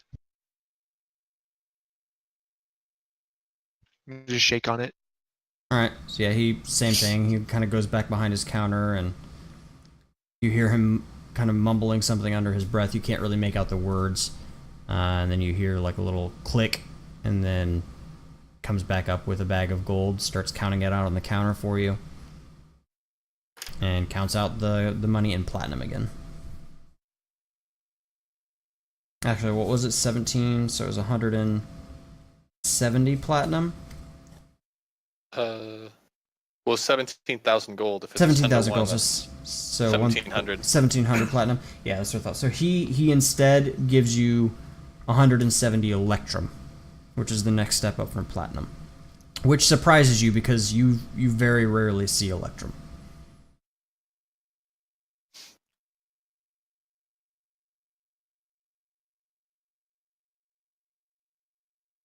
Sorry, I'm just doing the math. So I don't have a coin for Electrum. Let me see if I can. I might just add it to my plat. Yeah, I mean you can count it money wise as however you want. You can put it under your platinum if you want. It's just he gives you the coin in electrum. Huh. So I would you could put it under your platinum would be the easiest thing to do, but. Wow, I haven't seen this currency in ever. Pretty much. I hope you have a really, really good safe back there, my friend. Oh, I do. I'll kind of like try to take a peek. Where's the safe, bro? You don't see anything. Awesome. Well, You see the floor. Genius. Well, thank you for the trade. It was good doing business with you.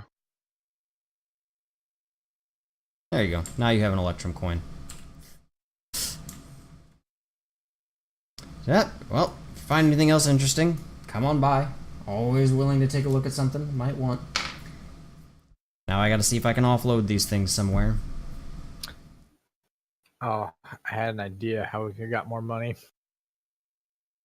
Oh well, next time.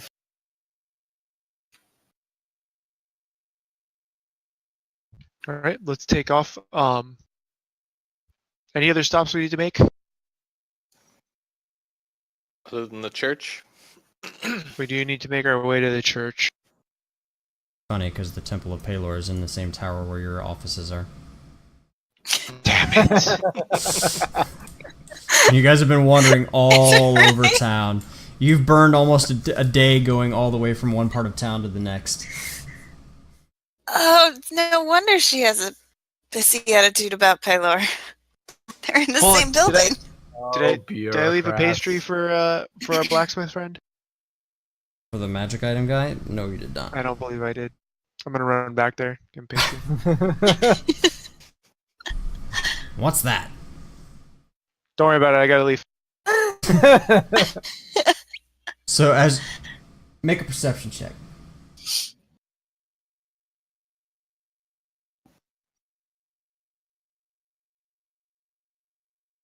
There. 31.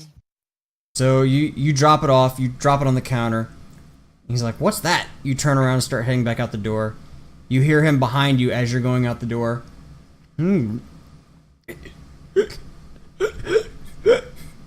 Oh, you gave him something he's allergic Oh, to. oh God. Or he's choking on it. Yeah, I'll run back. You turn around and he's just like, you fucking pussy. his lips are starting to turn blue. I'm gonna run up to the counter and grab him by the stomach and grab him from behind and start doing the Heimlich. No, you can tell he's not like, he's taking in air, but his color's starting to change. He's starting to get hives. He's having an allergic reaction. I'm gonna throw him over my shoulder and run him to Celissa. Come on, we gotta go.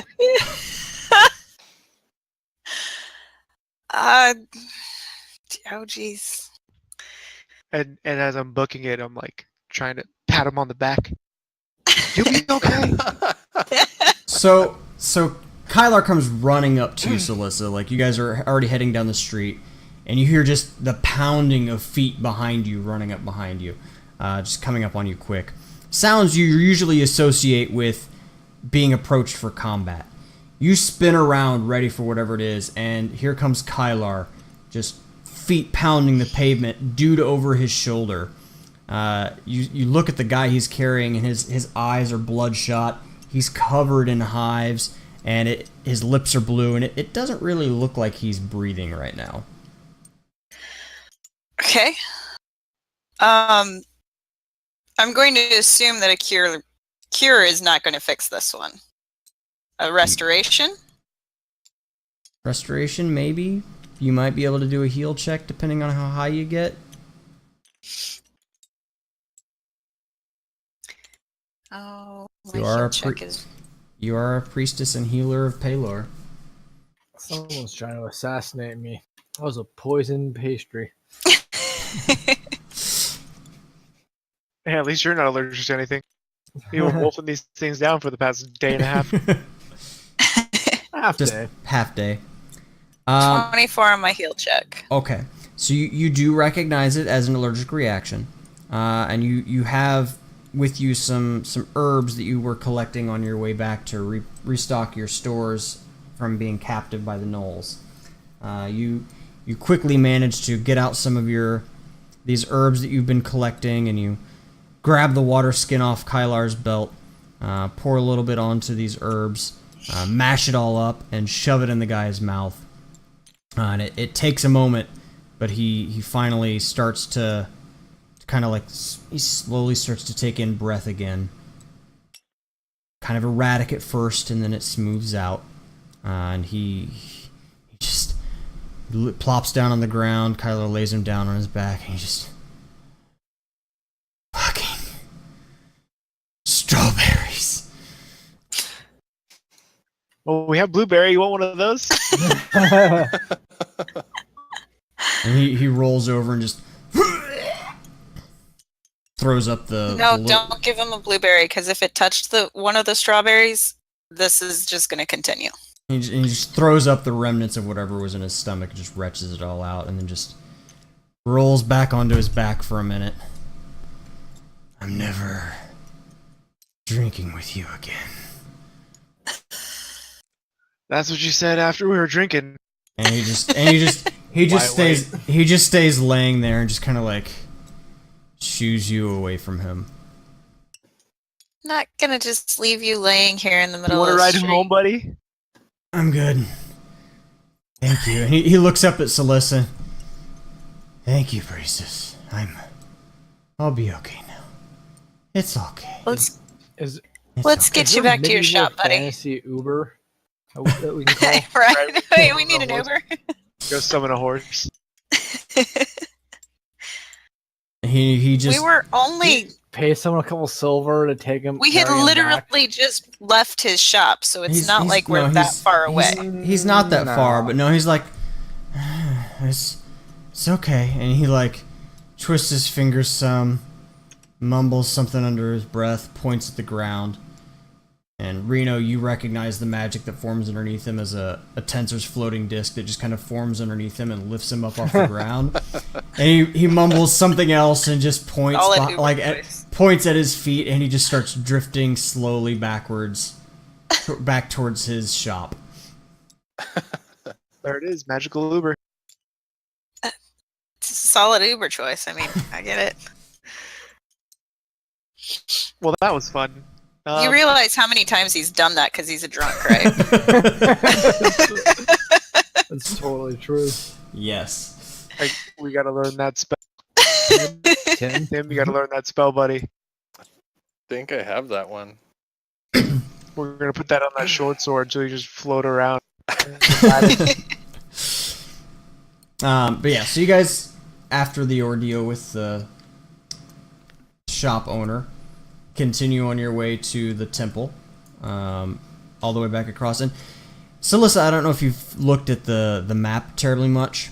So over here you've got the tower, where your guys' office are.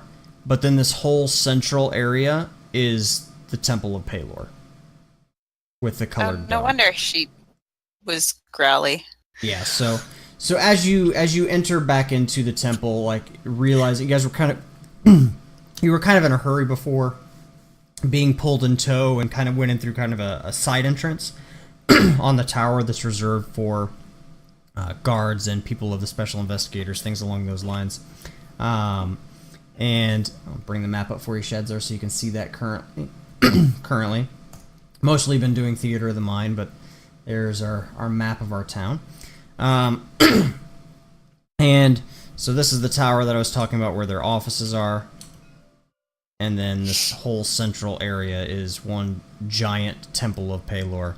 But as you go back and you enter the temple proper, Celissa, you're finally able to take it in now that the sun is about at noon, so it's a spectacle to be in here. Oh, it's beautiful then. The dome is all made out of stained glass, very thick stained glass, and the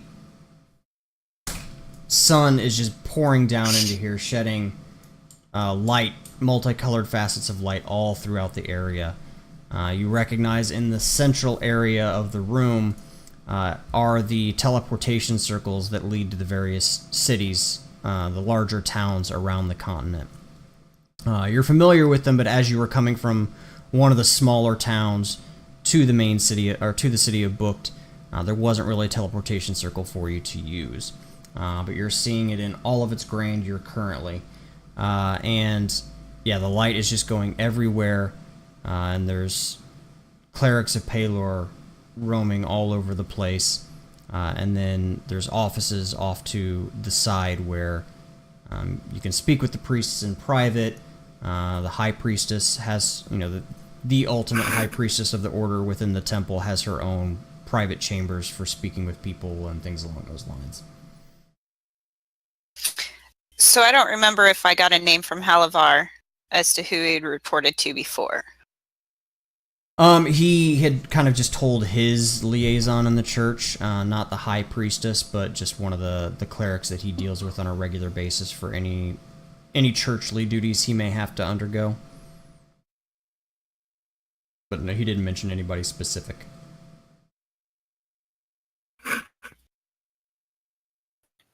What a bunch of nerds. So, it's up to you, really, who you want to kind of speak with. If you want to try to speak with just any regular old cleric, or if you want to... You were due to report to this church. He didn't mention... Sorry, go ahead. So you were on your way to report to this church as your new station. So, I mean, as far as you're concerned, the person that you would want to speak with, as far as announcing I'm going to go for who I was supposed to go to, who arrived. Exactly, which is the high priestess of the order of this temple, of this specific temple. Straight to the top. Her name is Arabella Cosworth.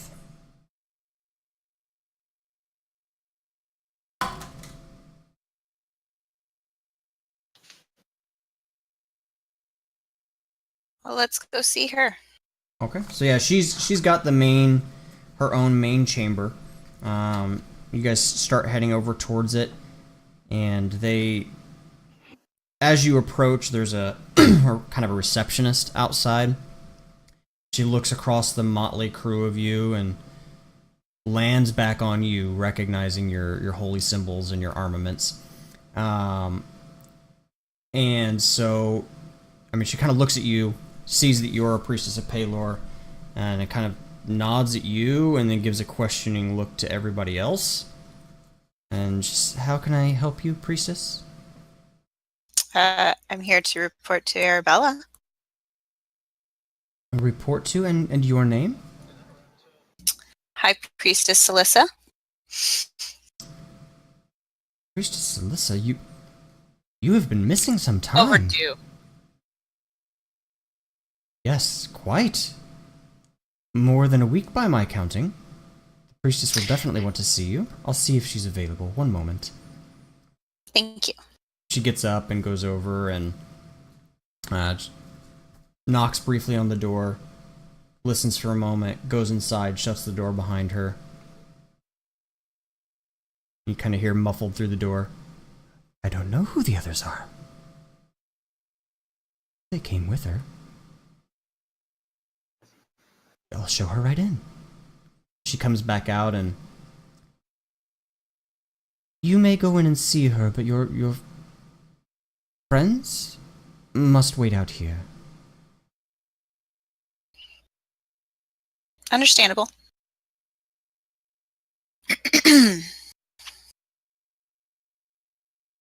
So yeah, so he just kind of goes over and opens the door and ushers you inside.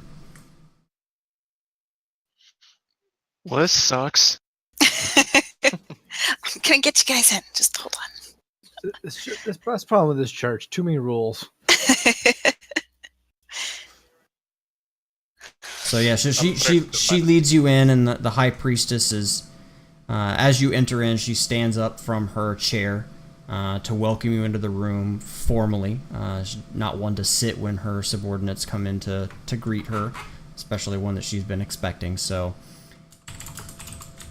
she just kind of stands up, welcomes you in, and Lady Celissa, you have been absent some time.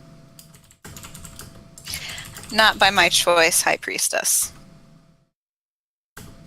Well, tell My me the tale. companions outside actually saved me when a fellow priest of this order apparently failed to report to you that there was an evil artifact just outside of town that they're performing evil sacrifices to a god to. You mean the altar? One of which they were planning to kill me on. The altar in the wilderness. Is that of what you speak? The altar in the wilderness? Yes.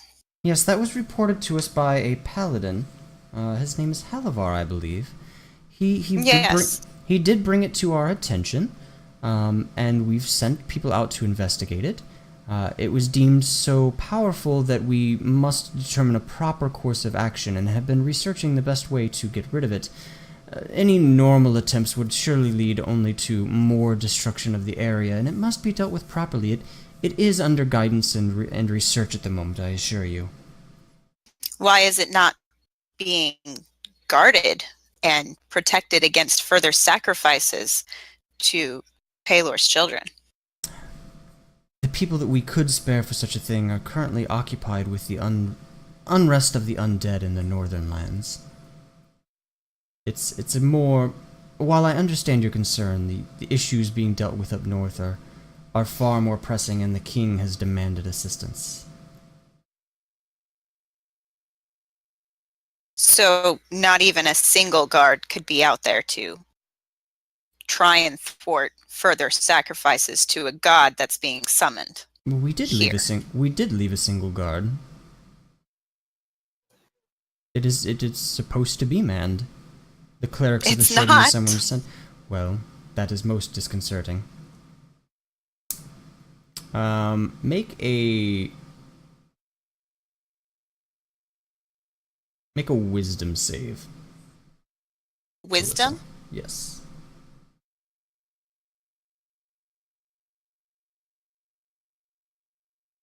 A will save or a wisdom? No, just a wisdom save. D20 plus your wisdom modifier. Got it. That's a nice one. 21. 21, okay. So she goes on and she says, yes, brother. Brother Cedric was supposed to be manning the altar and keeping it under guard. And so as she mentions the name, you vaguely recall that Cedric was the name of one of the people that was inside that caged area with you. Cedric was sacrificed. Oh no, this is terrible news. Tell me that you did not try to destroy the altar yourself. Of course I did. Oh, Lady Celissa. This is why you've been sent here. You have many things to learn. I'm not going to leave an altar for someone to use for sacrificial purposes. And did you succeed? Just laying around. And did you succeed, or did you cause more destruction in your attempts? Well, there's now a crater they have to crawl through to get to the altar. Lady Celissa, that one you understand, was partially me. You understand why your post was reassigned. It's things like this. You need guidance. I'm glad that you are okay. I am glad that you are safe. And we will need to work with you on your future endeavors. You mentioned your friends that worked with you and saved your eyes, and saved you. Is it them outside? Yes, and Halavar, though he is in contemplation with Paylor currently. Bring them in. I wish to at least greet them and thank them for returning you to your post. Many thanks, High Priestess. And so, yeah, she's just kind of waiting for you to go bring them in. Yeah, I'll go get them. Okay. All right, so you go over and open the door, and she invites the rest of you in that are there, Tim and Kylar and Becky. Becky, don't get in her face. Don't disrespect you. So nice. How about a pastry? I've eaten recently, thank you. Have one anyways. No, thank you. I'm just leaving her. She's just kind of looking at you. She's standing up. She's a very tall woman. So you guys go in and you take her in a little bit and look her over. She's very tall, average build. Her hair is very short with her age. She's an older woman. Slightly beady red eyes, but she's got a very, very nice attitude about her. She's just kind of looking at you, holding out this pastry, and she just kind of reserves herself backwards a little bit. No,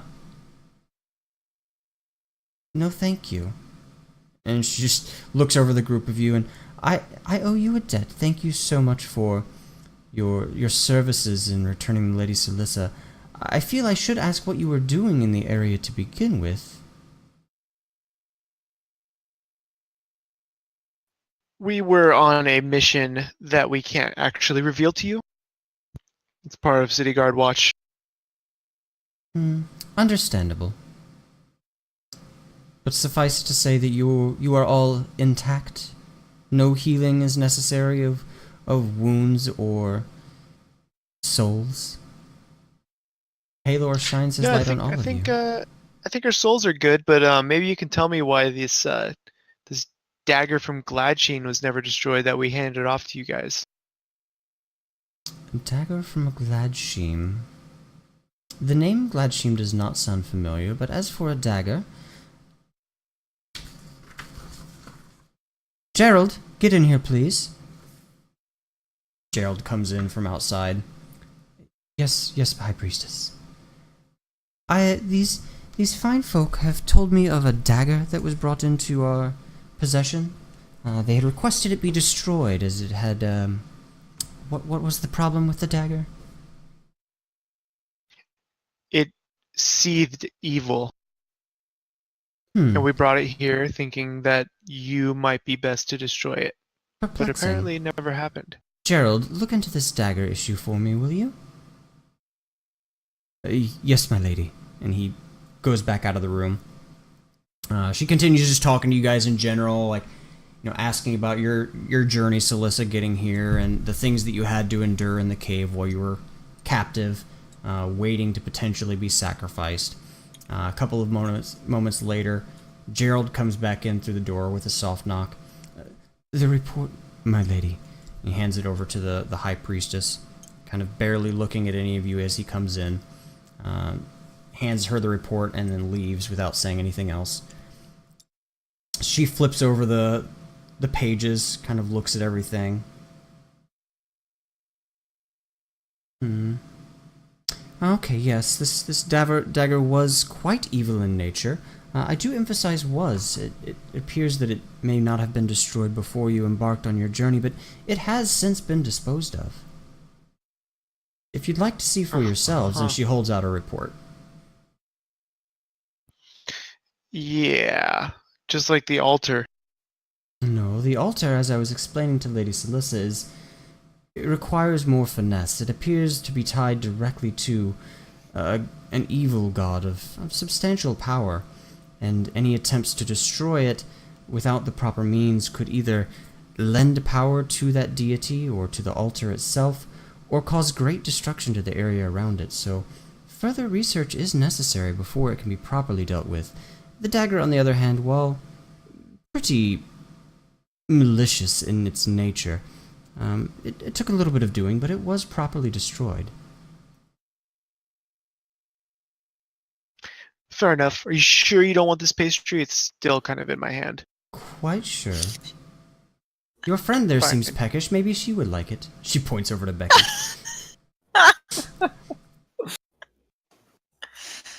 I'm gonna lift my head up and be like, "What? I'm eating a pastry."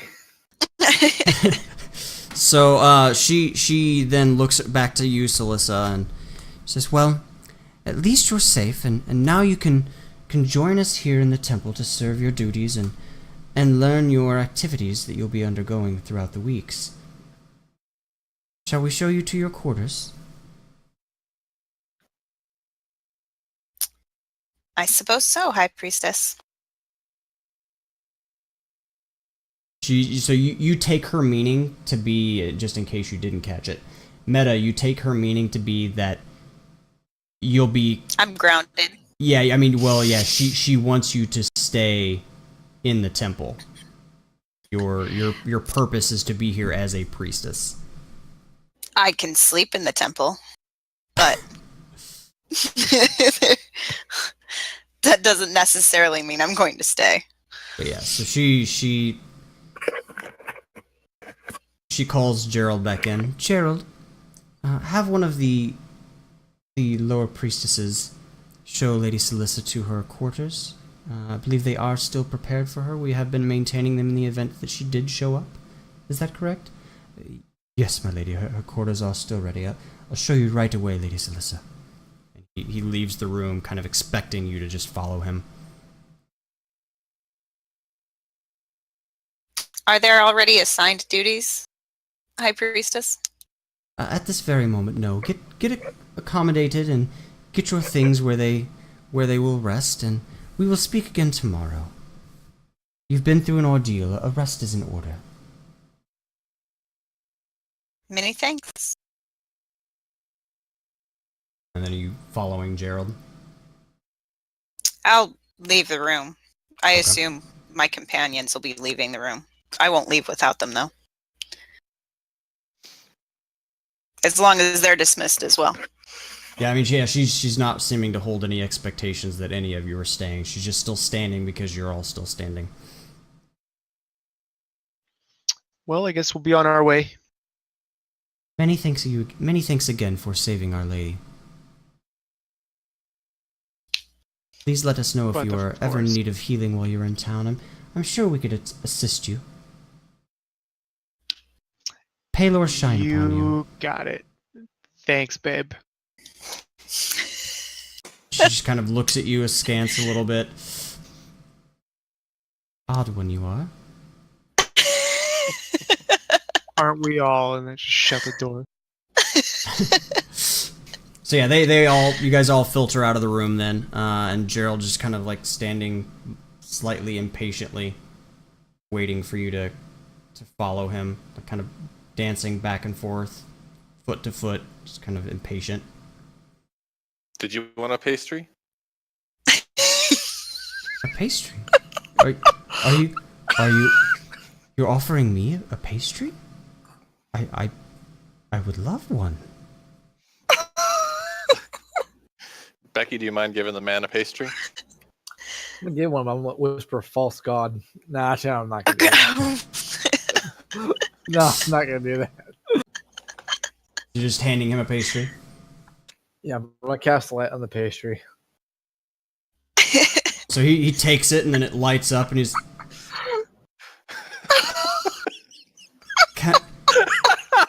Can I still eat it? It shines with the light of Palor.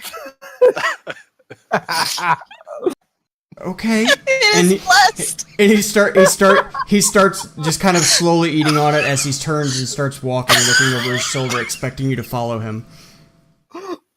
As soon as he takes a bite out of it, the light disappears from it. Because he broke the item. But yeah, so he's still kind of expectantly waiting for you to follow him. Oh my goodness. What are your guys' plans for the rest of the day? mean, Mine should be obvious.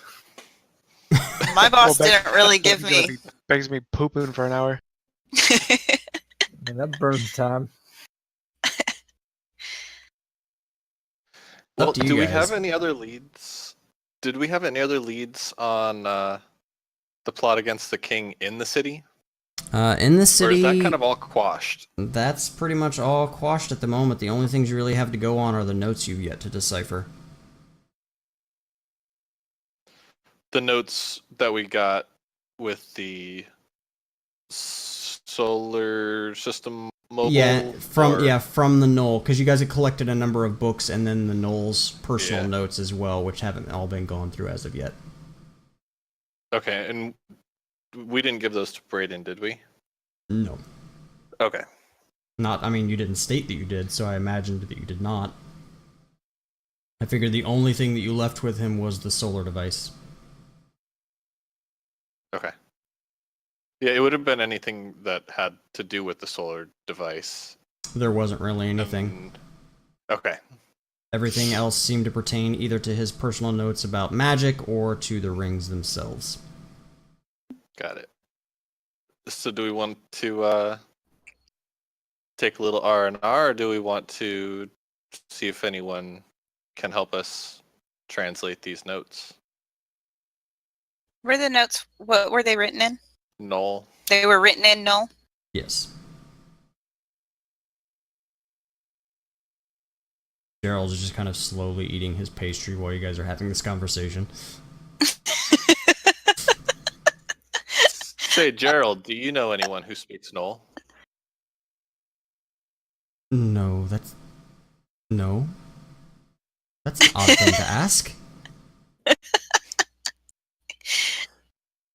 We're an odd bunch. So it would seem. I'll find my quarters later. I'm sure you have other important business to do. I was expressed to have you shown to your quarters right away. I must have you shown to your quarters. Okay, lead on. He takes you over to the northeast tower, takes you inside through the door, leads you over to one of two stairwells, the one on the right side of the room, takes you up one floor, introduces you to another lady of the order, doesn't even bother to give her a name, just, this is another lady of Paylor. She will show you to your quarter, or to Paylor, yeah, she will show you to your quarters, as I'm not allowed further up on this level. And she takes you up one more floor, takes you around a couple of hallways, and leads you over to a room. It's a fairly good-sized room. They don't skimp on their priestesses. You have a nice plush bed, equivalent to maybe about a queen-sized bed. 4-post. You have a nice big window facing the setting sun and the bay. And the room, pretty much has anything that you would need for comfortable living. So they're not sticking you in some little hovel of a room. You've got pretty good accommodations. Excellent.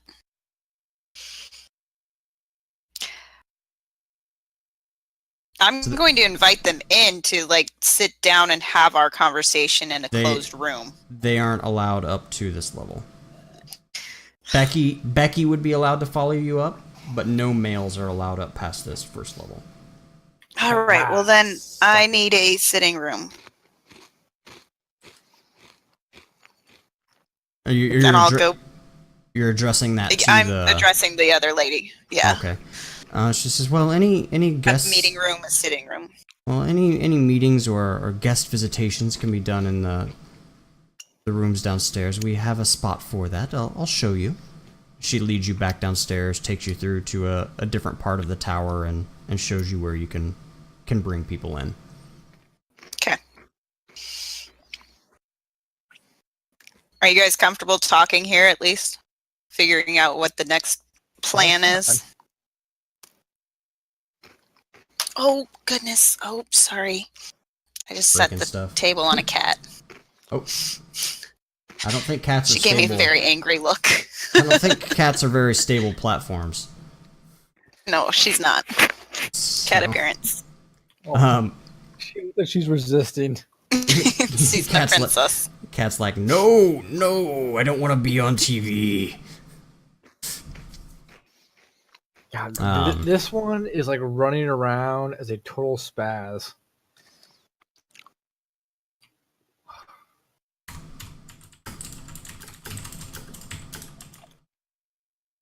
So are we in the seating room area? Yeah, you guys have all been brought in and seated. Private meeting room, sitting room kind of thing. Yeah, it's a closed room. You can close the doors and no, it's a private area that you guys are in currently. So we didn't get anywhere with that altar. What do you think? Do you think that they're actually going to take care of it? Not anytime soon. Kinda Obviously, feel the the same. guard that they thought was out there protecting it was sacrificed. Oops. And I wonder if that was due to the shaman that we made work of. But So- and we it's- left a sizable group of individuals still out there that were working with him. That is true, but he seemed strongest of the bunch. So I don't know if the others are going to be able to do what he was doing. Or if the others will contact somebody else to continue his works. And do we know about the whole world is ending in 2 weeks kind of thing? As far as you know, it's not world is ending in 2 weeks. It's that there is a plot on the town to cause either some massive destruction to a part of the town, whether it's the temple, the docks, the airport docks, one of the major parks.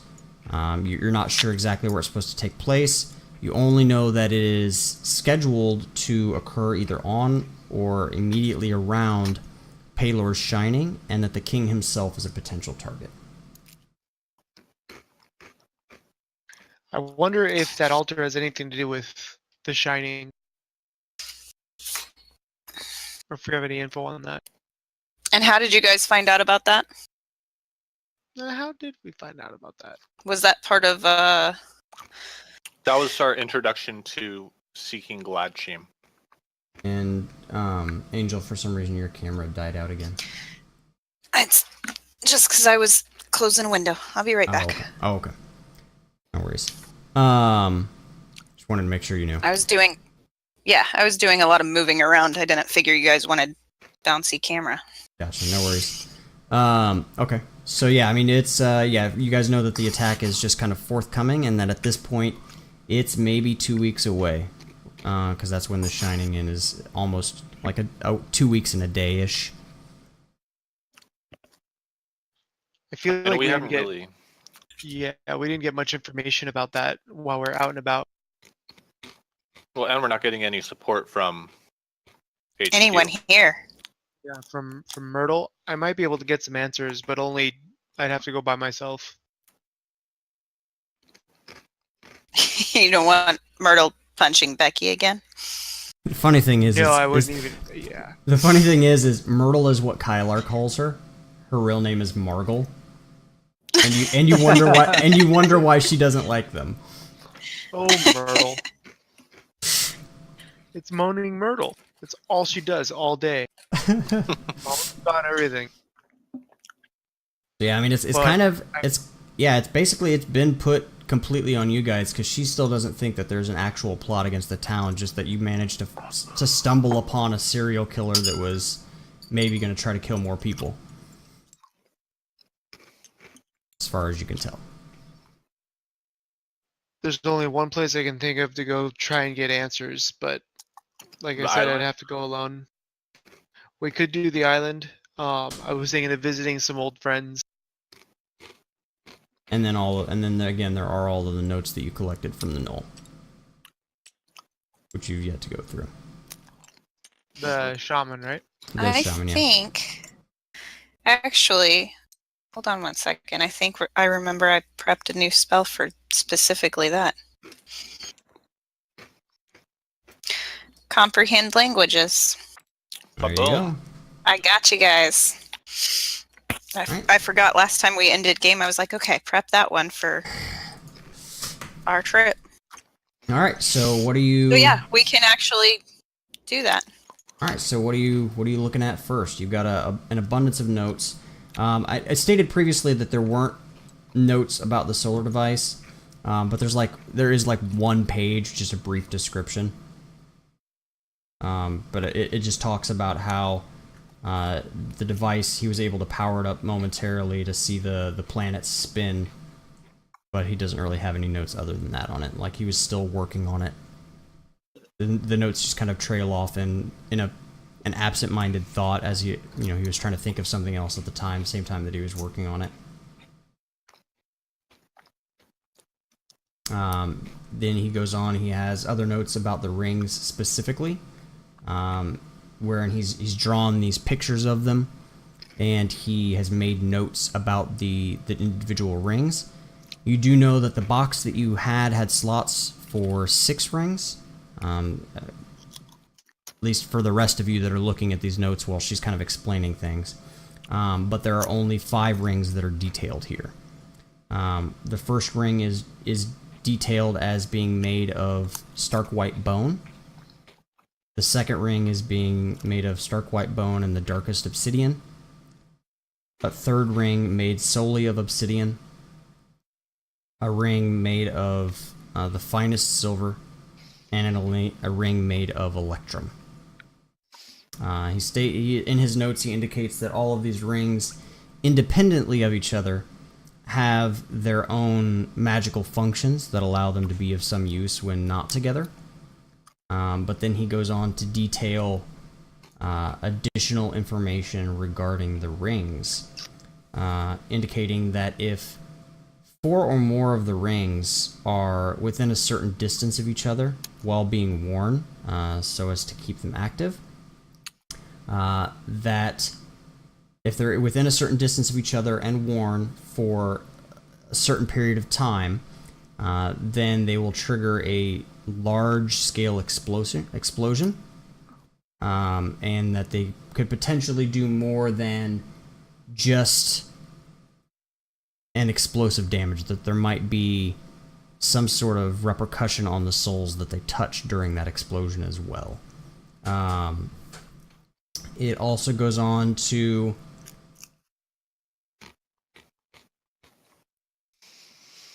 sorry, I was reading something else there. He notes that if a certain number of the rings are within a distance of each other, 3 or more of the rings are within a certain distance of each other and worn, they will also begin to emit an energy that is detectable to the people who can see and understand the demeanor of the world. Read alignments. So people who can see alignments of certain natures might be able to recognize the energy if 3 or more of the rings are within a certain distance of each other, while also being worn.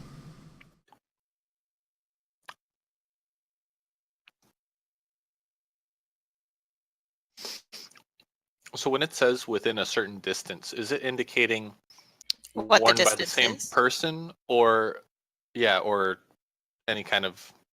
In his notes, as you kind of go through the stuff that he's written down in his books and stuff along those lines, the only thing that you can find is that for the explosion, definitely, if worn by the same person, the power cannot be properly contained.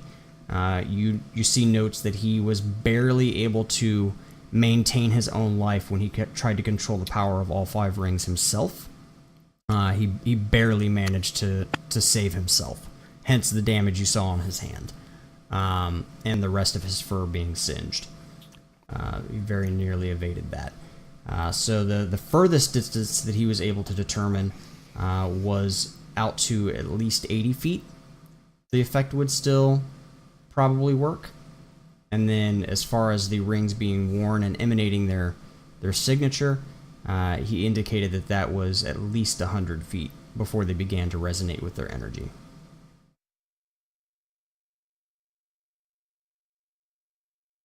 He makes notes that the rings have been, as he was not able to contain or utilize the power on his own, the rings have been dispersed to willing compatriots to carry out the task at hand.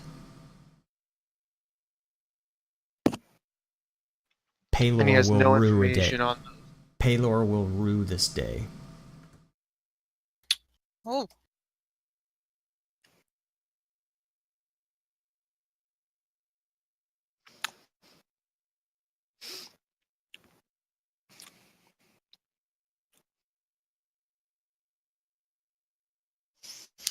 And there was no information in any other notes as to a reference of who, not even like a vague reference. Nope.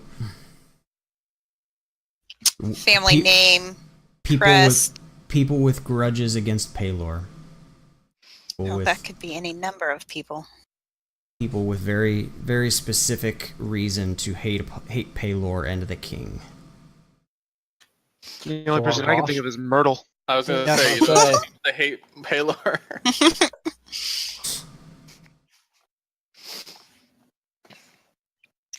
And the king. Well, and you know, especially, everybody's aware that the king is also a cleric of Paylor of the highest order. But you know that he is, having been in his presence as a priestess of Paylor on your journeys, you know that he is, for all intents and purposes, he is a beacon of Paylor. He attends the Shining every year, wherein all of Paylor's clerics that are within pretty much the city limits, as the Shining occurs, glow with the soft radiance of Paylor, just emanating from themselves. But the king, he every year stands up as the light shines up into the sky, and he is almost as radiant as the light coming up from the bay.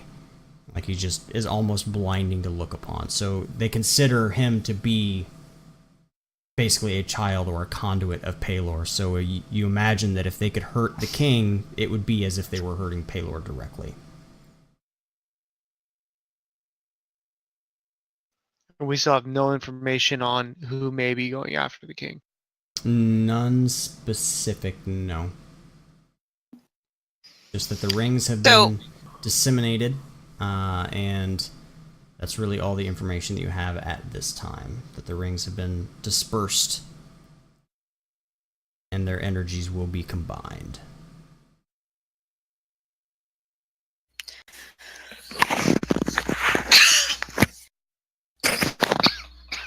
And it has to be 3 or more rings that are worn at the same time within the same proximity. 3 or more for the energy to emanate, 4 or more for the explosion. And his notes did also indicate that the explosion is exponential based off of the amount of rings that are within distance when they're activated. And he doesn't give any details as to how big the explosion is, where it originates from, if it originates from the where. It originates, so that's the kind of things, what specifically are you trying to glean from these notes? He's taken a lot of detailed notes about it. So if you're looking specifically for information about how large of an explosion it would be, he estimates that, 4 rings would be an area approximately 60 feet in diameter, spawning from the central focal point of the rings. So if the rings are at 80 feet apart, it will focus in the center of whatever that area is, just based on the location of all of the rings, and it would be approximately a 60 feet radius of damage. If it's 5 rings, he approximated it would be roughly 120 feet, and exponentially more damage as well. But he doesn't state whether or not the users are sacrificed. He does not. But you know that he's still alive. He was still alive when you found him. And that was from his singed hand. When he attempted to control 5 rings. At once, yeah, by himself. Does his notes tell what each of the rings' powers or abilities are? He had investigated it. He believes that the ring that he was wearing, the ring which that was Bone and obsidian.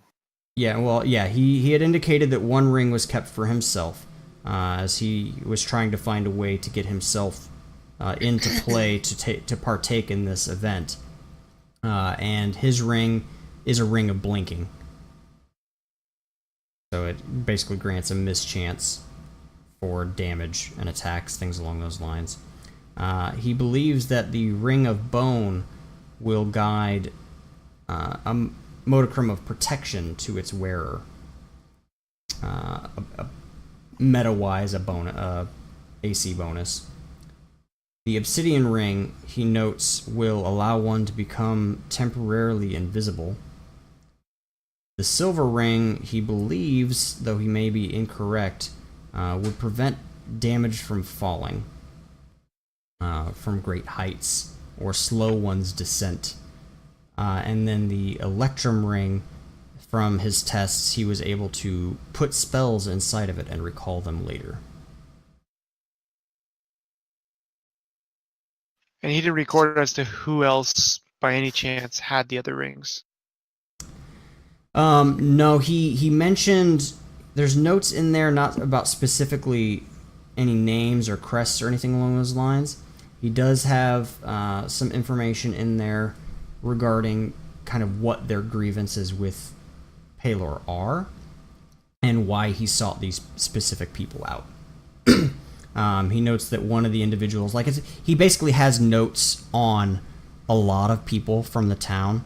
There's notes in his writings and his books on maybe about 200 people from the town that he thinks might have grievance enough with Palor to participate.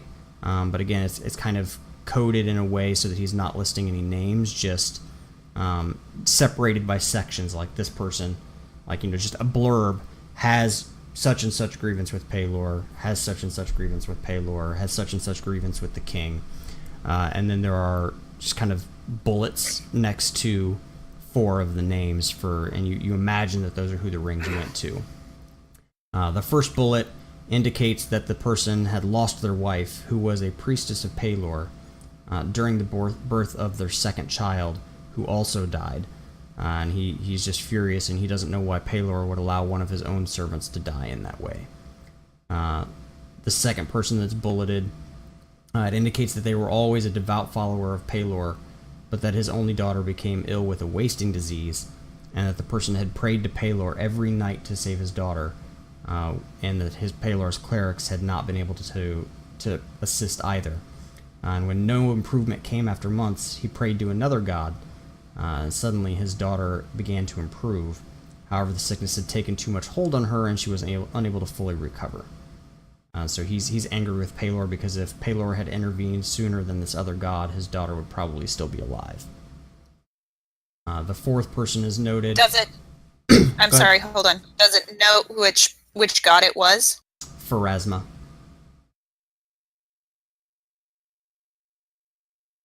Okay. Thank you. The first one sounds like it should be easy to find. The third person, he doesn't go into great detail as he was a little bit confused by the accounting, but the grievance seemed strong enough. But there was a person who believed that Palor had come to her in mortal form and shown her love and left her with child, and told her that this child would be a great blessing. However, when the child was born, it was a deformed abomination that exuded evil from its every pore. Angry, Wow. she had called upon Palor to return, and when she got no response, she grew angry and killed the abomination that should have been a blessing, but was instead a curse. So she resents Palor for giving her a child that could not be suffered to stay alive. The first one can pretty easily be found if we just compare records. The last one, At church, right? potentially, depends on if these grievances occurred while they were in this city. But potentially, it's not outside of the realm of possibility. The last one indicates that this person was married, but that their spouse decided that they could no longer be with them due to their habits and their attitude and their job and their overall manner of living. Their spouse was a cleric of Palor, and just because of their conflicting views and the cleric's love of Palor, decided they could no longer be with the person. And due to the dangerous nature of this person's job, the cleric also took custody of their only child and left for the capital. So they think that if a servant of Pelor could do such an evil thing to her, how could Pelor himself be any better?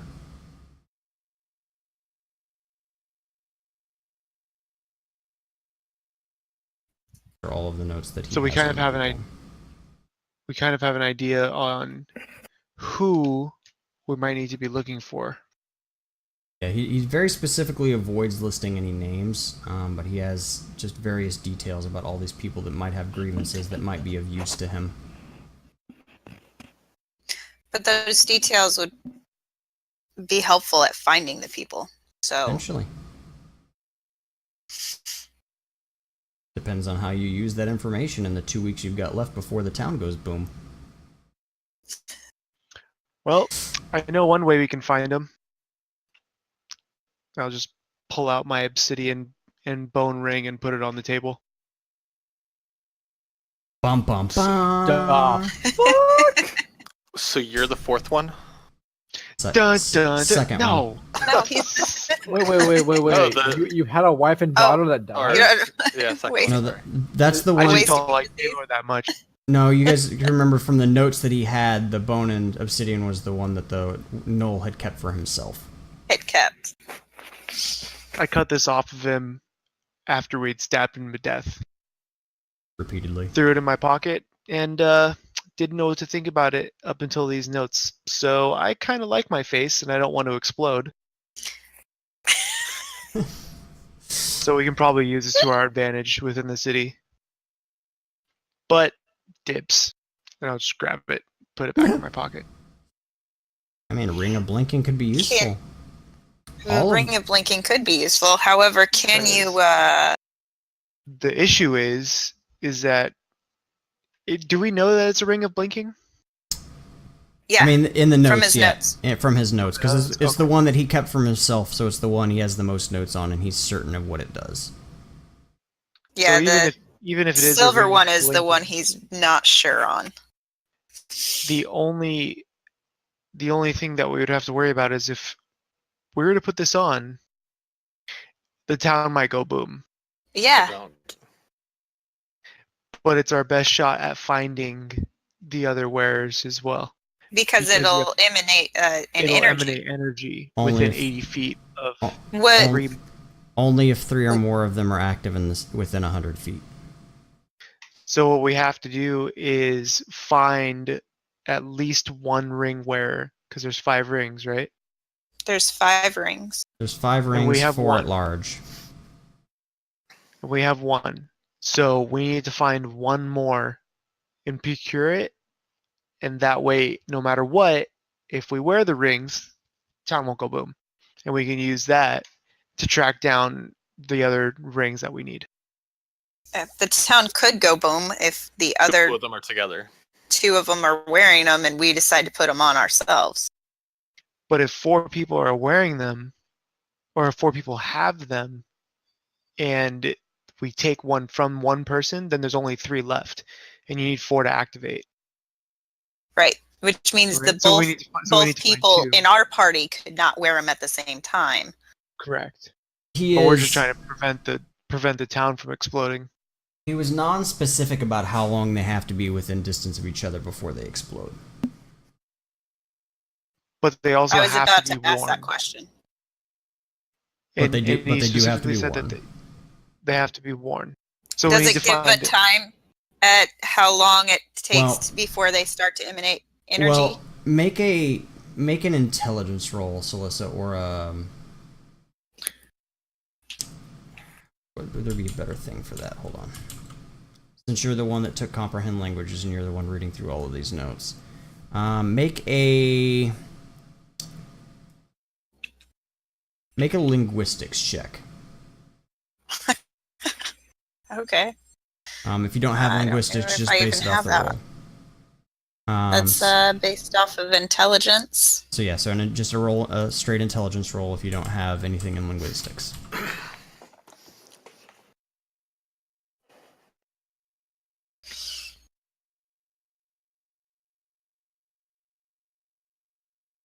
a 9. Yeah, so as long as the people are wearing the rings and 4 of them get within distance, they're gonna explode within a certain period of time. That's undetermined. Okay.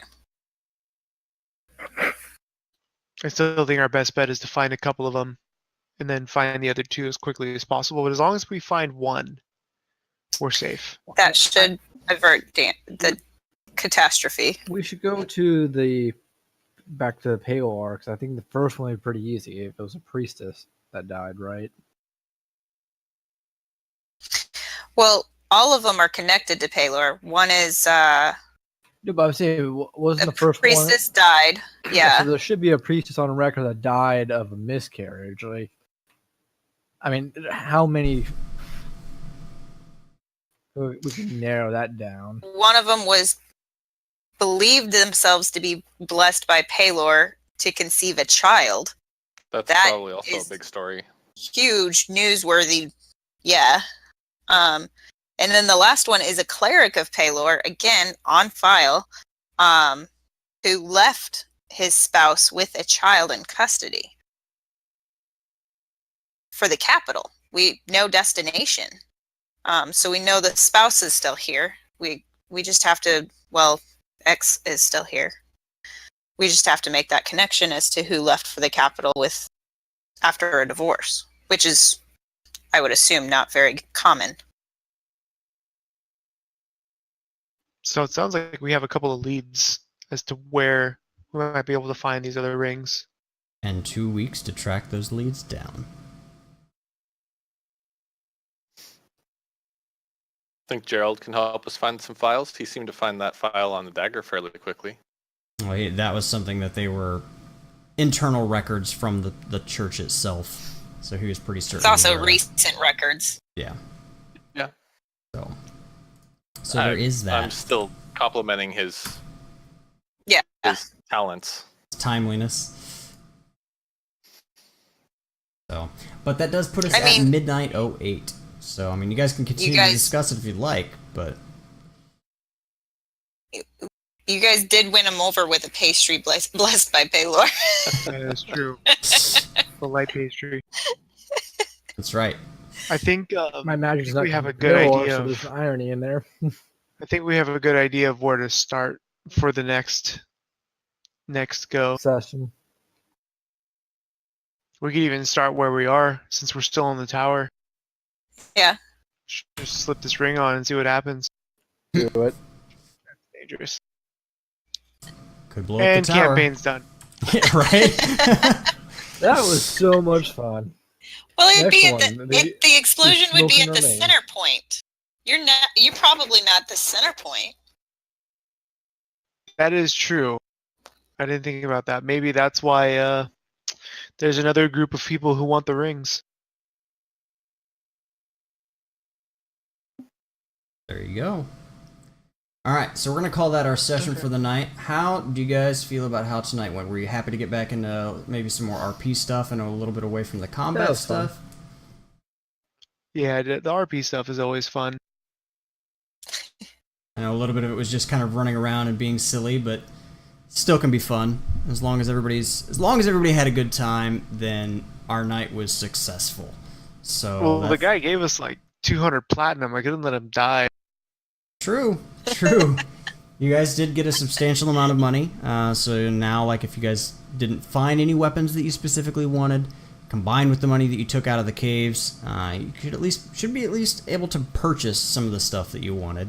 So I don't know. I'm at like 2,100 platinum from everything we've collected from the caves and selling. that's a fair chunk of Hey, change, and Split that's, that up. 2100 platinum. Oh my god. and that's not counting what Tim collected. Yeah, which is a little over another 100 platinum, like 150 platinum. And then There what you about go. our salaries? Your Which is, salary, what, your like s- 50? Yeah. It's it's like probably 20 gold a week, roughly. Your salary is pocket change currently. Yes. Apparently, if that. Yeah. Our salaries are used for pastries, apparently. Yes. it's Hey, those pastries are powerful in this game. pastry fodder. Apparently. But yeah, getting back into the RP and back into town to figure things out is fun. And I mean, we're we're ending, I mean, drawing in on at least the close of the campaign at large, and then it'll be a matter of we'll be presenting to you guys the option of continuing on within this campaign setting, maybe doing that side quest that you guys were offered a while back, just to see how that pans out in a more direct point-to-point quest line, like just go do this thing, come back from this thing, give reward kind of situation. Or I could come up with a different campaign. We could go somewhere else within Seven Worlds, and I can start drawing up and making some new maps and settings things for that. So, or we could have another campaign in this city and the surrounding area, just based off of something wholly different. That we'll kind of leave that up to you guys to think about as we draw in on the conclusion of our main quest line, which I think will probably take us another good couple of weeks, I imagine, and we'll definitely want to try to organize it to where we can have everybody present, even if it's just Kyle on Discord, so he can kind of just verbally take place, and we can move his figs around for things, so we can see what we can get going on there, just to try to have everybody on board, because I think that'd be fitting for the end of this main story. But any other thoughts that you guys had on tonight, or things that you were excited on, things that you were bored on? No, there's a lot of questions to be answered. True that. So I'm going to throw out some links here in the chat for you guys to check out some people. We've got Paul K, who is Paul Kyriakos, playing Kylar. He's doing a lot of stuff. He's a busy guy. You want to fill people in on that, Paul? You're always better at it than I am. You're muted.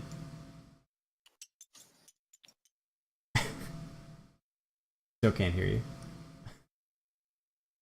Can you hear me? There we are. There we go. Yeah, I'm talking to myself. It's late. We recently started a YouTube cooking channel, so that's a lot of fun. Trying to do some tutorials and doing some fun things on there. Starting personal training next week, so kind of busy doing a lot of things. Yeah, check out those. I still need to throw in your Uber meal prep links into your command here in chat. I'll be sure to get that added in at some point, so that goes out with all the other Instagram links and all that jazz. Ben does some stuff on Twitter as well. Celyssa's making a baby. Angel's making a kiddo. We discussed Got a that. big old belly starting. Big old belly starting. We discussed that towards the beginning of the session, but yeah, she's, what was it, 22, 23? 23 weeks today, actually. 23 weeks along in the baby building process. Baby baking, yes. That's right, baby baking process is magic. You grind it and then you fillet it, Shadzar. Shadzar's asking how you cook YouTube. You're sounding like you put it together with Legos. Well, you kind of do.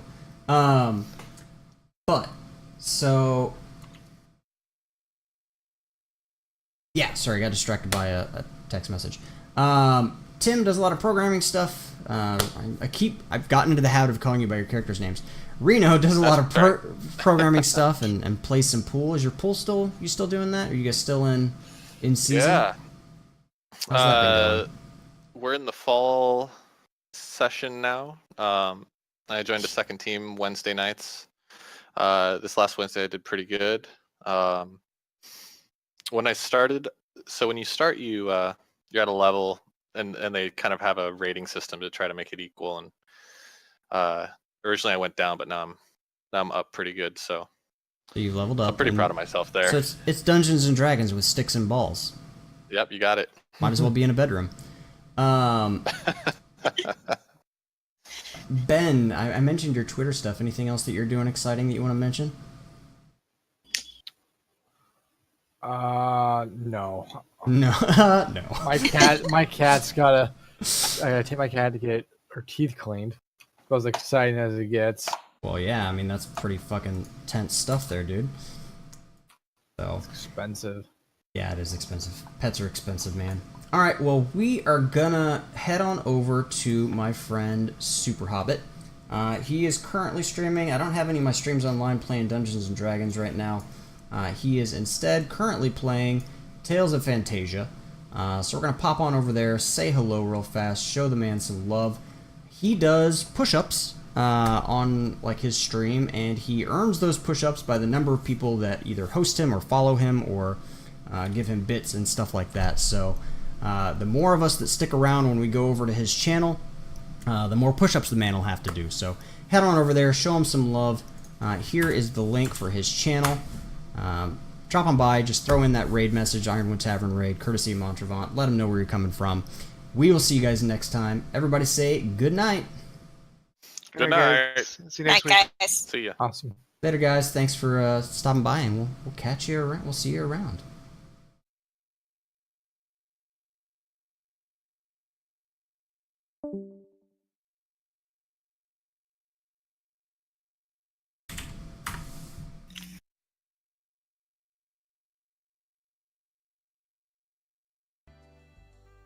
Well, we know about the Spirit of the Caves, or Cave of the Spirit.